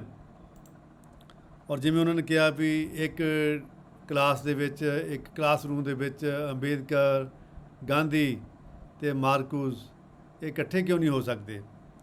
ਔਰ ਖ਼ਾਸ ਤੌਰ ਦੇ ਉੱਤੇ ਡਾਕਟਰ ਸਾਹਿਬ ਨੇ ਵਾਰ-ਵਾਰ ਜ਼ਿਕਰ ਕੀਤਾ ਹਰਬਰਟ ਮਾਰਕੂਸ ਦਾ, ਵਨ ਡਾਇਮੈਂਸ਼ਨਲ ਮੈਨ, ਉਹਨਾਂ ਦੇ ਸਰਪਲਸ ਰਿਪਰੈਸ਼ਨ ਦਾ ਸਾਨੂੰ ਅੱਜ ਸਮਝ ਲੱਗੀ ਵੀ ਉਹਨਾਂ ਦਾ, ਉਹਦੇ ਪਿੱਛੇ ਕੀ ਉਹਨਾਂ ਦੇ ਚੱਲ ਰਿਹਾ, ਹਰਬਰਟ ਮਾਰਕੂਸ ਦੇ। ਔਰ ਨਿਤਸ਼ੇ, ਟੈਗੋਰ, ਕ੍ਰਿਸ਼ਨਾ ਮੂਰਤੀ, ਹਰਮਨ ਹੈਸ, ਤੇ ਇਹਨਾਂ ਦਾ ਡਾਕਟਰ ਸਾਹਿਬ ਨੇ ਸਾਨੂੰ ਇੱਕ ਤਰ੍ਹਾਂ ਦੀ ਕਾਨਫਰੰਸ ਜਿਹੜੀ ਹੈ ਉਹਨਾਂ ਦੀ ਸਾਡੇ ਸਾਹਮਣੇ ਪੇਸ਼ ਕੀਤੀ ਆ, ਜਿਵੇਂ ਉਹ ਆਪਸ ਵਿੱਚ ਉਹਨਾਂ ਨੇ ਰਲ ਮਿਲ ਕੇ ਗੱਲਾਂ ਕੀਤੀਆਂ ਹੋਣ। ਔਰ ਬਹੁਤ ਸਾਰੇ ਸ਼ਬਦ, ਬਹੁਤ ਸਾਰੇ ਕਨਸੈਪਟ ਸਾਡੇ ਸਾਹਮਣੇ ਨਵੇਂ ਖੁੱਲ੍ਹੇ ਆ ਵੀ ਐਜੂਕੇਸ਼ਨ ਦੇ ਵਿੱਚ ਵੀ ਲਰਨਿੰਗ ਦੀ ਕੋਈ ਐਸਥੈਟਿਕਸ ਵੀ ਹੁੰਦੀ ਹੈ, ਔਰ ਸੋਲ ਆਫ ਦਾ ਟਰੀ। ਔਰ ਜਿਵੇਂ ਹਰਮਨ ਹੈਸ ਜਿਹੜਾ ਉਸ ਨਾਵਲ ਦੇ ਵਿੱਚ ਵਗਦੇ ਦਰਿਆਵਾਂ ਦੇ ਪਾਣੀਆਂ ਦੀ ਆਵਾਜ਼ ਸੁਣਦਾ, ਇਸ ਤਰ੍ਹਾਂ ਉਹ ਦਰਖਤਾਂ ਦੀ ਆਵਾਜ਼ ਸੁਣਦਾ, ਇਸ ਤਰ੍ਹਾਂ ਉਹ ਨੇਚਰ ਨੂੰ ਬੋਲਦੇ ਸੁਣਦਾ। ਅਤੇ ਸਾਡੇ ਟੀਚਰ ਦੀ ਜਿਹੜੀ ਜਰਨੀ ਆ ਲਰਨਿੰਗ ਦੀ, ਇਨਕਲੂਡਿੰਗ ਸਟੂਡੈਂਟ ਦੀ, ਦੋਹਾਂ ਦੀ ਜਿਹੜੀ ਲਰਨਿੰਗ ਹੈ, ਲਰਨਿੰਗ ਦਾ ਪ੍ਰੋਸੈਸ ਹੈ ਜਾਂ ਜਰਨੀ ਹੈ ਲਰਨਿੰਗ ਦੀ, ਉਹਦੇ ਵਿੱਚ ਕਿਸ ਤਰ੍ਹਾਂ ਉਹ ਸਾਰੀ ਨੇਚਰ ਨੂੰ ਆਪਣੇ ਵਿੱਚ ਇਨਵੋਲਵ ਕਰਨ ਅਤੇ ਸਾਰੀ ਦੁਨੀਆ ਦਾ ਜਿਹੜਾ ਗਿਆਨ ਹੈ ਉਹ ਇਕੱਠਾ ਕਰਨ ਔਰ ਉਹਦੇ ਨਾਲ ਜੁੜਨ ਉਹ। ਅਤੇ ਡਾਕਟਰ ਸਾਹਿਬ ਨੇ ਓਪਰੈਸਿੰਗ ਮਾਈਂਡ ਔਰ ਹਾਇਰਾਰਕੀਕਲ ਮਾਈਂਡ ਦੀ ਗੱਲ ਕੀਤੀ, ਔਰ ਉਹਨਾਂ ਨੇ ਟੀਚਰ ਐਂਡ ਸਟੂਡੈਂਟਸ ਆਰ ਕੋ ਟਰੈਵਲਰ, ਕਿੰਨਾ ਵਧੀਆ ਇੱਕ ਐਕਸਪ੍ਰੈਸ਼ਨ ਦਿੱਤਾ ਉਹਨਾਂ ਨੇ ਵੀ ਜਿਵੇਂ ਇਸ ਤਰ੍ਹਾਂ ਨਹੀਂ ਹੈ ਵੀ ਟੀਚਰ ਨੇ ਸਟੂਡੈਂਟ ਨੂੰ ਪੜ੍ਹਾਉਣਾ, ਸਟੂਡੈਂਟ ਨੇ ਟੀਚਰ ਕੋਲ ਪੜ੍ਹਨਾ, ਦੋਨਾਂ ਨੇ ਇੱਕ ਸਫ਼ਰ ਤੈਅ ਕਰਨਾ, ਇੱਕ ਜਰਨੀ ਦੇ ਉੱਤੇ ਤੁਰਨਾ ਹੈ। ਔਰ ਸਾਡੇ ਕਲਾਸਰੂਮ, ਸਾਡੀਆਂ ਇੰਸਟੀਟਿਊਸ਼ਨਸ ਉਹ ਸਫ਼ਰ ਲਈ ਉਹਨਾਂ ਨੂੰ ਇੱਕ ਵਾਤਾਵਰਨ ਕਿਵੇਂ ਮੁਹੱਈਆ ਕਰਾਉਣ, ਇਹਦੇ ਬਾਰੇ ਡਾਕਟਰ ਸਾਹਿਬ ਨੇ ਬਹੁਤ ਸਾਰੀਆਂ ਸਾਨੂੰ ਸੁਜੈਸ਼ਨ ਦਿੱਤੀਆਂ। ਅਤੇ ਖ਼ਾਸ ਤੌਰ ਦੇ ਉੱਤੇ ਉਹਨਾਂ ਨੇ ਇੱਕ ਸ਼ੁਰੂ ਵਿੱਚ ਕਿਹਾ ਸੀਗਾ ਵੀ ਜਿਹੜਾ ਟੀਚਰ ਜਿਹੜਾ ਸਟੂਡੈਂਟ ਨਹੀਂ ਰਹਿੰਦਾ ਹੈ ਔਰ ਉਹ ਫਿਰ ਟੀਚਰ ਵੀ ਨਹੀਂ ਰਹਿੰਦਾ ਹੈ, ਜਿਹੜਾ ਟੀਚਰ ਸਟੂਡੈਂਟ ਨਹੀਂ ਰਹਿੰਦਾ ਉਹ ਟੀਚਰ ਵੀ ਨਹੀਂ ਰਹਿੰਦਾ ਹੈ, ਅਤੇ ਟੀਚਰ ਨੇ ਹਰ ਵਕਤ ਹਮੇਸ਼ਾ ਆਖਰੀ ਦਮ ਤੱਕ ਸਟੂਡੈਂਟ ਵੀ ਰਹਿਣਾ ਹੁੰਦਾ ਹੈ। ਅਤੇ ਡਾਕਟਰ ਸਾਹਿਬ ਨੇ ਸਾਡੇ ਸਾਹਮਣੇ ਇੱਕ ਨਵਾਂ ਪੂਰਾ ਇੱਕ ਜਿਵੇਂ ਕਹਿੰਦੇ ਵੀ ਐਜੂਕੇਸ਼ਨ ਦਾ ਸਹੀ ਮਾਇਨਿਆਂ ਦੇ ਵਿੱਚ ਜਿਹੜਾ ਇੱਕ ਜਲਵਾ ਉਹ ਸਾਡੇ ਸਾਹਮਣੇ ਪੇਸ਼ ਕੀਤਾ। ਅਤੇ ਮੈਂ ਸਮਝਦਾ ਵੀ ਸਾਨੂੰ ਇਹ ਲੈਕਚਰ ਅਸੀਂ ਇਹ YouTube ਦੇ ਉੱਤੇ ਲੈਕਚਰ ਪਾ ਦੇਵਾਂਗੇ, ਅਤੇ ਖ਼ਾਸ ਤੌਰ ਦੇ ਉੱਤੇ ਸਾਡੇ ਐਜੂਕੇਸ਼ਨ ਕਾਲਜ ਜਿਹੜੇ ਆ ਜਿੱਥੇ ਬੱਚੇ B.Ed ਕਰਦੇ ਆ, M.Ed ਕਰਦੇ ਆ, ਉਹਨਾਂ ਕਾਲਜ ਦੇ ਪ੍ਰਿੰਸੀਪਲ ਨੂੰ, ਉਹਨਾਂ ਦੇ ਸਟਾਫ ਨੂੰ, ਅਧਿਆਪਕਾਂ ਨੂੰ ਇਹ ਲੈਕਚਰ ਅਸੀਂ ਉਹਨਾਂ ਤੱਕ ਪਹੁੰਚਾਵਾਂਗੇ, ਤਾਂ ਕਿ ਕੁਛ ਨਾ ਕੁਛ ਇਹ ਨਾ ਹੋਵੇ ਕਿ ਰਿਚੁਅਲ ਹੋ ਗਿਆ ਵੀ ਇੱਕ ਲੈਕਚਰ ਹੋ ਗਿਆ, ਅਸੀਂ ਸੁਣ ਲਿਆ ਜਾਂ ਲੈਕਚਰ ਅਸੀਂ ਕਰਵਾ ਲਿਆ। ਅਤੇ ਇਹ ਲੈਕਚਰ ਅਸੀਂ ਉਹਨਾਂ ਕੰਨਾਂ ਤੱਕ ਪਹੁੰਚਾਵਾਂਗੇ ਜਿੱਥੇ ਟੀਚਰ ਬਣਦੇ ਆ, ਜਿੱਥੇ ਲਰਨਿੰਗ, ਟੀਚਿੰਗ, ਐਜੂਕੇਸ਼ਨ ਦਾ ਪ੍ਰੋਸੈਸ ਜਾਂ ਪ੍ਰਵਾਹ ਚੱਲਦਾ, ਜਿੱਥੇ ਅਸੀਂ ਉੱਥੇ ਤੱਕ ਇਸ ਲੈਕਚਰ ਨੂੰ ਪਹੁੰਚਾਵਾਂਗੇ ਤਾਂ ਕਿ ਕੁਛ ਨਾ ਕੁਛ ਤਾਂ ਇਸ ਸਿਲਸਿਲੇ ਵਿੱਚ ਹੋ ਸਕੇ। तो मैं डॉक्टर साहब आपका इतना ज़्यादा धन्यवाद करता हूँ कि आपने पहली बार हमें एजुकेशन के बारे में, लर्निंग के बारे में और टीचर स्टूडेंट की जो क्वेस्ट है उसकी जर्नी के बारे में हमें बताया। तो और जितना भी हमारा समा रहता है हम आपकी इस दी हुई रोशनी में हम कुछ अच्छा सोच सकें, कुछ कर सकें, ये आपके इस लेक्चर से ही पॉसिबल होगा। तो मैं आपका बहुत बहुत धन्यवाद करता हूँ। आपने अपने कीमती समय से हमें वक्त दिया, हमें ये आपके ख्यालात जो हमें आपने हमारे सामने पेश किए हैं।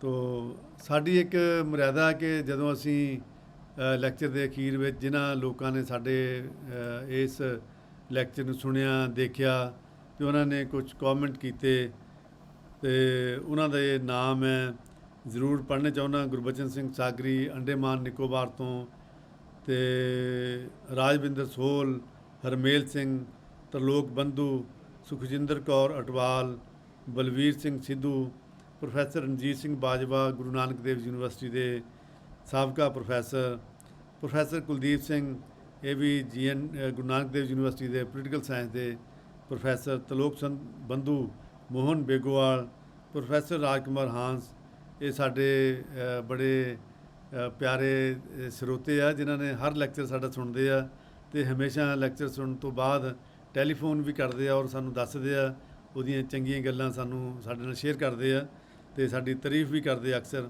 ਅਤੇ ਵਾਰ-ਵਾਰ ਉਹਨਾਂ ਨੇ ਅੱਜ ਮੁਬਾਰਕ ਭੇਜੀ ਆ। ਅਤੇ ਫਿਰ ਜਸਪਾਲ ਫਿਰਦੌਸੀ ਪੰਜਾਬ ਯੂਨੀਵਰਸਿਟੀ ਚੰਡੀਗੜ੍ਹ ਦੇ ਇੱਕ ਰਿਸਰਚ ਸਕਾਲਰ, ਬੜੇ ਹੋਣਹਾਰ ਵਿਦਿਆਰਥੀ, ਅਤੇ ਚੰਡੀਗੜ੍ਹ ਦੇ ਮੈਡਮ ਸਕੂਨ ਸਿੰਘ ਜਿਨ੍ਹਾਂ ਦਾ ਅਸੀਂ ਲੈਕਚਰ ਪਹਿਲਾਂ ਇੱਥੇ ਕਰਵਾ ਚੁੱਕੇ ਹਾਂ ਪੰਜਾਬ ਦਰਸ਼ਨ ਦੇ ਉੱਤੇ, ਉਹਨਾਂ ਨੇ ਵੀ ਬਹੁਤ ਅੱਛੇ ਕਮੈਂਟ ਕੀਤੇ। ਤੇ ਚਰਨਜੀਤ ਕੌਰ ਮਾਨ, ਪ੍ਰੋਫੈਸਰ ਲਖਵੀਰ ਸਿੱਧੂ, ਜਿਹੜੇ ਕਿ ਖੁਦ ਇੱਕ ਬਹੁਤ ਸੋਹਣਾ ਇੱਕ ਲੈਕਚਰ ਦੀ ਵਰਚੁਅਲ ਲੈਕਚਰ ਦੀ ਲੜੀ ਚਲਾ ਰਹੇ ਆ। ਤੇ ਚੰਡੀਗੜ੍ਹ ਤੋਂ ਪ੍ਰੋਫੈਸਰ ਅਵਤਾਰ ਸਿੰਘ ਪਤੰਗ, ਉਹਨਾਂ ਨੇ ਵੀ ਲੈਕਚਰ ਸੁਣਿਆ ਔਰ ਖ਼ਾਸ ਤੌਰ ਦੇ ਉੱਤੇ ਬੜੇ ਉਹ ਖੁਸ਼ ਹੋਏ। ਤੇ ਅਖੀਰ ਵਿੱਚ ਮੈਂ ਧੰਨਵਾਦ ਕਰਦਾ ਸਾਡੇ ਇਸ ਪੰਜਾਬ ਦਰਸ਼ਨ ਦੀ ਜਿਹੜੀ ਟੀਮ, ਇਹਦੇ ਸਹਿਜ ਅਤੇ ਸੋਝ ਨੂੰ ਬਰਕਰਾਰ ਰੱਖਣ ਵਾਲੇ ਪ੍ਰੋਫੈਸਰ ਪਰਮਿੰਦਰ ਸਿੰਘ ਤੇ ਹਰਪ੍ਰੀਤ ਸਿੰਘ, ਤੇ ਸਾਡੇ ਪੰਜਾਬ ਦਰਸ਼ਨ ਦੇ ਸਰਪ੍ਰਸਤ ਪ੍ਰੋਫੈਸਰ ਹਰਪਾਲ ਸਿੰਘ ਤੇ ਪ੍ਰੋਫੈਸਰ ਆਈ.ਡੀ. ਗੌੜ ਜੀ ਦਾ ਬਹੁਤ ਬਹੁਤ ਧੰਨਵਾਦ। ਉਹ ਹਮੇਸ਼ਾ ਲੈਕਚਰ ਸੁਣਦੇ ਆ, ਟਾਈਮ ਕੱਢਦੇ ਆ ਤੇ ਸਾਨੂੰ ਹਮੇਸ਼ਾ ਸੇਧ ਦਿੰਦੇ ਆ, ਸੁਜੈਸ਼ਨ ਦਿੰਦੇ ਆ ਤੇ ਤਾਰੀਫ ਵੀ ਕਰਦੇ ਆ ਖੁੱਲ੍ਹ ਕੇ। ਤੇ ਕਿਤੇ ਅਸੀਂ ਗਲਤੀ ਕਰ ਰਹੀ ਹੋਈ ਉਹਦੇ ਬਾਰੇ ਵੀ ਸਾਨੂੰ ਟੋਕ ਦਿੰਦੇ ਆ। ਤੇ ਸਭ ਤੋਂ ਅਖੀਰ ਵਿੱਚ ਜਸਕਰਨ, ਆਪਣੇ ਪੰਜਾਬ ਦਰਸ਼ਨ ਦੀ ਸਿਰਜਕ ਟੀਮ, ਪ੍ਰੋਫੈਸਰ ਜਸਕਰਨ, ਹਰਮੀਤ ਕੌਰ, ਕਮਲੇਸ਼, ਦਿਲਦਾਰ, ਮਹਿਤਾਬ, ਇਹਨਾਂ ਦਾ ਬਹੁਤ ਬਹੁਤ ਧੰਨਵਾਦ।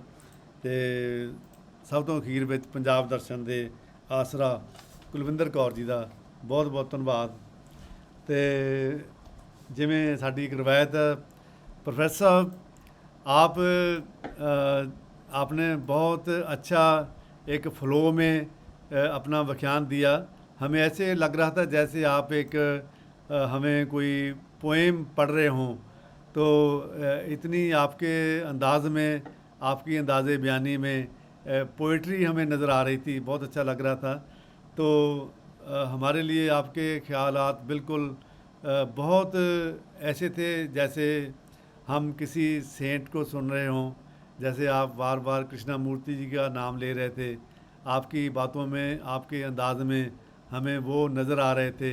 हमें आपकी बातों में से टैगोर नज़र आ रहे थे। तो आपके माध्यम से आपने इतने लोगों को सुन लिया और देख लिया, हमें इसका अंदाज़ा नहीं था मेरे को, लेकिन बहुत अच्छा आपका ये आज का लेक्चर रहा। तो आपका बहुत बहुत धन्यवाद है। तो मैं चाहता हूँ आप जाते जाते कुछ और कहना चाहेंगे, आपके मन में कोई बात आ रही होगी तो ज़रूर जाते जाते कुछ कहें।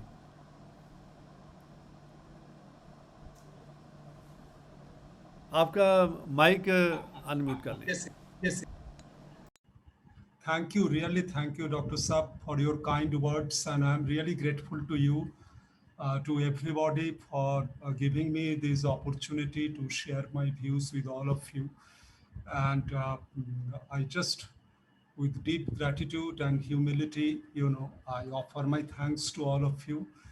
And it's a constant journey, and we all would work together, and we all would try to explore. It's a very difficult time we are passing through, but let's hope that we do not lose our path, we do not lose our hope, and we continue to strive for a better future, a better dream, and a better educational practice.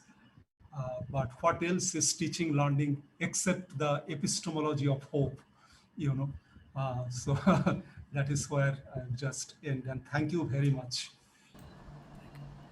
मैं जाते जाते ਜਾਂਦਾ मैं अपने पंजाब दर्शन ਨਾਲ जुड़े हुए अध्यापक दोस्तों ਨੂੰ ਜ਼ਰੂਰ ਕਹਿਣਾ ਚਾਹੂੰਗਾ ਕਿ ਉਹ ਇਸ ਲੈਕਚਰ ਨੂੰ ਅੱਜ ਸੁਣ ਕੇ ਇਸ ਲੈਕਚਰ ਨੂੰ ਵਾਰ-ਵਾਰ ਸੁਣਨ ਤੇ ਇਹਦਾ ਲਿੰਕ ਅਧਿਆਪਕਾਂ ਤੱਕ ਵੱਧ ਤੋਂ ਵੱਧ ਪਹੁੰਚਾਇਆ ਜਾਵੇ, ਤਾਂ ਕਿ ਅਸੀਂ ਵੱਧ ਤੋਂ ਵੱਧ ਆਪਣੇ ਮੁਲਕ ਦੀ ਜਿਹੜਾ ਅਧਿਆਪਨ ਦਾ ਜਿਹੜਾ ਕਾਰਜ ਹੈ ਉਹਦੇ ਵਿੱਚ ਕੁਝ ਨਵੀਆਂ ਦਿਸ਼ਾਵਾਂ ਜਿਹੜੀਆਂ ਉਹਨੂੰ ਅਸੀਂ ਦੇਖ ਸਕੀਏ, ਦੇ ਸਕੀਏ। ਤੇ ਤਾਂ ਕਿ ਜੇ ਅਸੀਂ ਪੰਜਾਬ ਨੂੰ, ਆਪਣੇ ਦੇਸ਼ ਨੂੰ, ਜੇ ਅਸੀਂ ਕਿਸੇ ਪ੍ਰਗਤੀ ਵਾਲੇ ਪਾਸੇ ਲੈ ਕੇ ਜਾਣਾ ਹੈ ਤੇ ਸਾਡੇ ਲਈ ਸਭ ਤੋਂ ਜ਼ਰੂਰੀ ਹੈ ਕਿ ਸਾਡਾ ਐਜੂਕੇਸ਼ਨ ਸਿਸਟਮ, ਸਾਡਾ ਐਜੂਕੇਸ਼ਨ ਦਾ ਜਿਹੜਾ ਅਸੀਂ ਇੱਕ ਮੈਥਡੋਲੋਜੀ ਜਿਹੜੀ ਹੈ ਉਹਨੂੰ ਅਸੀਂ ਜ਼ਰੂਰ ਚੇਂਜ ਕਰੀਏ। ਤੇ ਅਸੀਂ ਘੱਟੋ ਘੱਟ ਸਰਕਾਰ ਨੂੰ ਤਾਂ ਨਹੀਂ ਕਰ ਸਕਦੇ, ਅਸੀਂ ਕੁਝ ਕਹਿ ਸਕਦੇ, ਅਸੀਂ ਆਪਣੇ ਆਪ ਨੂੰ ਤਾਂ ਬਦਲ ਸਕਦੇ ਹਾਂ। ਤੇ ਅਸੀਂ ਆਪਣੇ ਆਪ ਵਿੱਚ ਇਹੋ ਜਿਹੀਆਂ ਇਸ ਚੀਜ਼ ਨੂੰ ਸਾਹਮਣੇ ਰੱਖੀਏ ਤੇ ਇਸ ਤਰ੍ਹਾਂ ਅਸੀਂ ਆਪਣੇ ਬੱਚਿਆਂ ਨਾਲ ਜੁੜ ਸਕੀਏ। ਤੇ ਅਖੀਰ ਵਿੱਚ ਮੈਂ ਸਾਰਿਆਂ ਦਾ ਹੀ ਬਹੁਤ ਬਹੁਤ ਧੰਨਵਾਦ ਕਰਦਾ। ਬਹੁਤ ਬਹੁਤ ਧੰਨਵਾਦ। Thank you.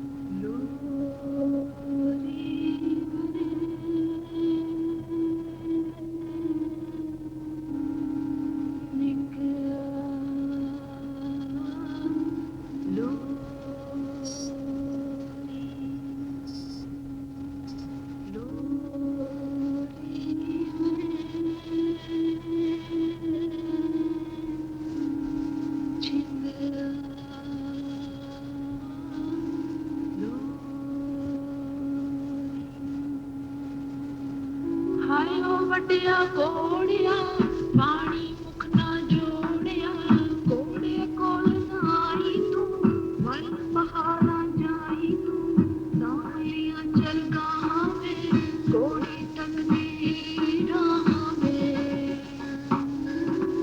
ਔੜ ਤਲਹੁ ਲੁਹਾੜਨੀ ਲੱਗ ਪਿਆ ਗੁਰਲਾੜਨੀ ਉਸਦੀਆਂ ਅੱਖਾਂ ਤਰਨੀ ਜਾਂਦੀ ਰੰਗਾ ਖੰਜਰਨੀ ਡੂੰਗਾ ਡੁੱਕਿਆ ਕੋੜਾ ਨੀ ਖੂਨ ਨਦੀ ਵਿੱਚ ਦੌੜਾ ਨੀ ਖੂਨ ਨਦੀ ਵਿੱਚ ਬਹੁਤਾ ਨੀ ਨੀਲ ਨਦੀ ਵਿੱਚ ਦੌੜਾ ਨੀ ਸੌ ਜਾ ਕੋੜਾ ਦੀਂਦਾ ਏ ਨਦੀਆਂ ਪਾਣੀ ਪੀਂਦਾ ਏ ਸੌ ਜਾ ਨਿਕਿਆ ਸੌ ਜਾਵੇ ਕੋੜਾ ਹੁਣ ਕੁਰਲਾਉਂਦਾ ਵੇ ਹਾਏ ਉਹ ਵੱਡਿਆ ਕੋੜਿਆ ਪਾਣੀ ਮੁਖ ਨਾ ਜੋੜਿਆ ਕੋੜਿਆ ਕੋਲ ਨਾਈ ਵੇ ਬਲ ਪਹਾੜਾਂ ਜਾਈ ਵੇ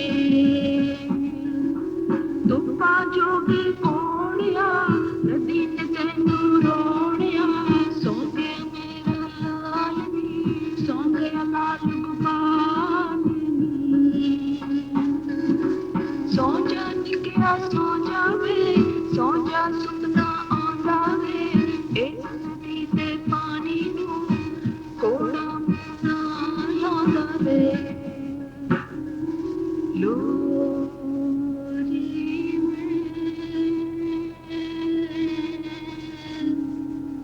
ਨਿਕਿਆ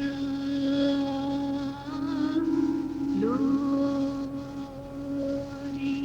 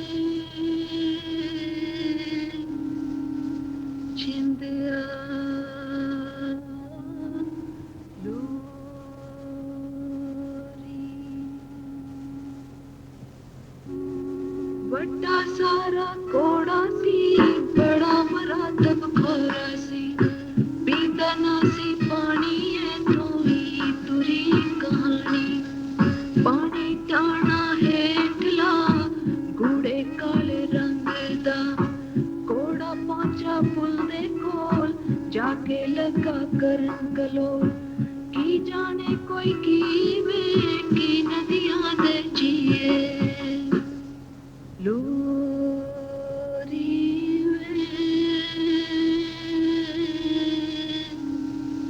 ਨਿਕਿਆ ਲੋਰੀ ਲੋਰੀ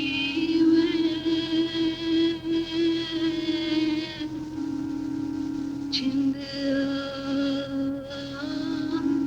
ਲੋਰੀ